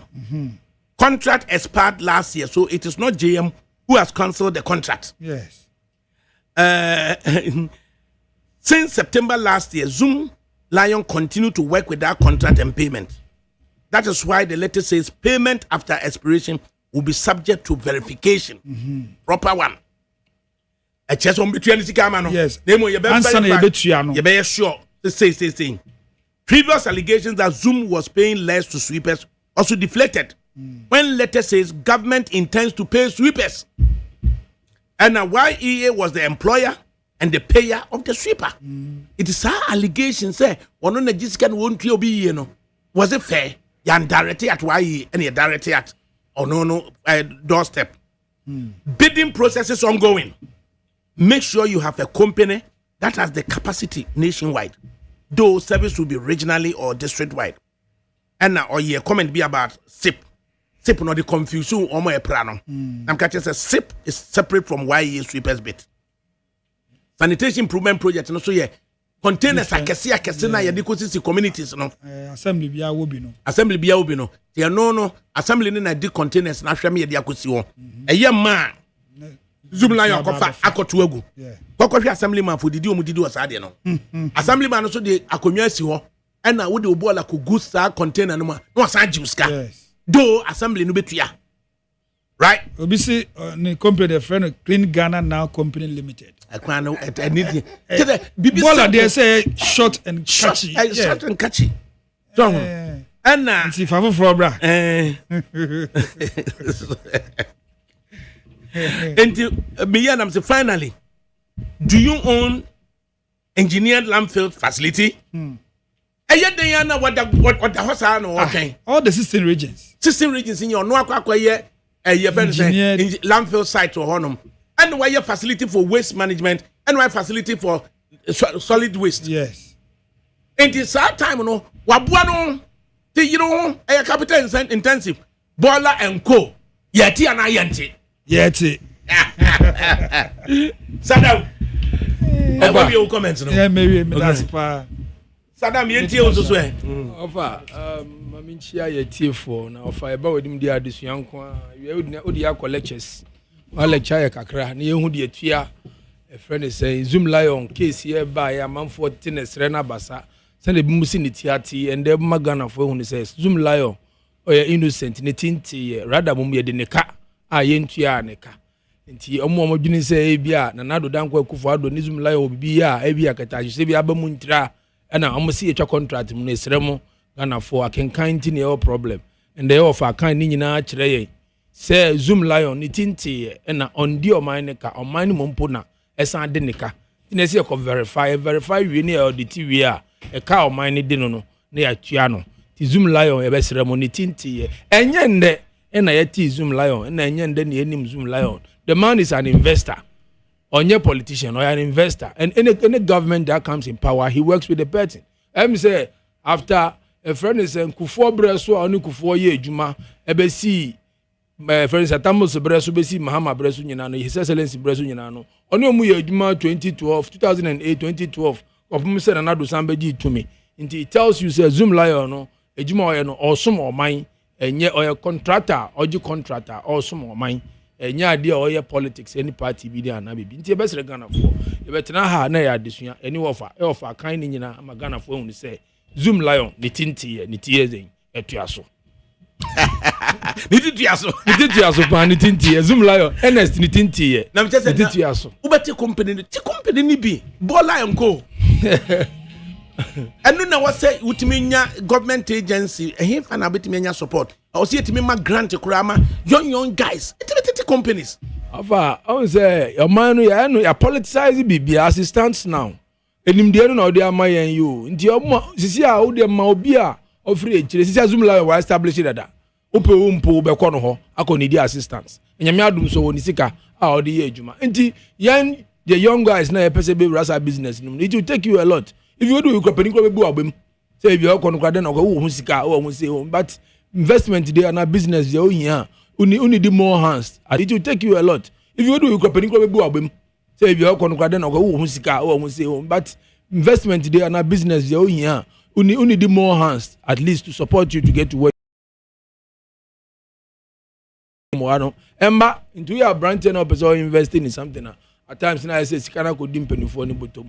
Se wonka sa okope ko ya okowu abeg eno crowd be ko no we ni so ade hunu na we hunu kra no peni bi bebepe age free wonsem na ono akogina no se ono de aba so de michire na bia wo da yeso ana wo ni so ade hunu enti em say so far no ya no ya politicize bibia to the sense and that na of our kan ma me ko bibia na me register bibia ma ko me ko pe me ko bedi e be da ho sa obi amfim because the party ni power Esa Ibrahim Ali mu no bakɔgye a ebe mam say o na obo ani na Ibrahim nka mo we na me ka no say no si aron say ofa and the backdoor asem dia o ka say nka mbom ye backdoor asem so ono oti ono so nko politicize we say o menua we wa ideas he can help the state yeah junior yan junior man no me junior party colors no ofa yanum bi yeti hei me ka kire o ye nuanum NDC fo nkwala ye wo power ye boaboa o mo ni ade a obeta wenum. But me only say power be doing same afa bo o man. Into my constituency, I'm telling you, I'm very strong in my constituency. Because me politicize bibia, me can chobo ya be say don't di mechi. Me ni NDC be ni MPP. Wo de wo a resident ho na wo ne. Me some constituency ni say obi a ho hehan obi a ho nto no. Me obi po problem na me ntumi nda.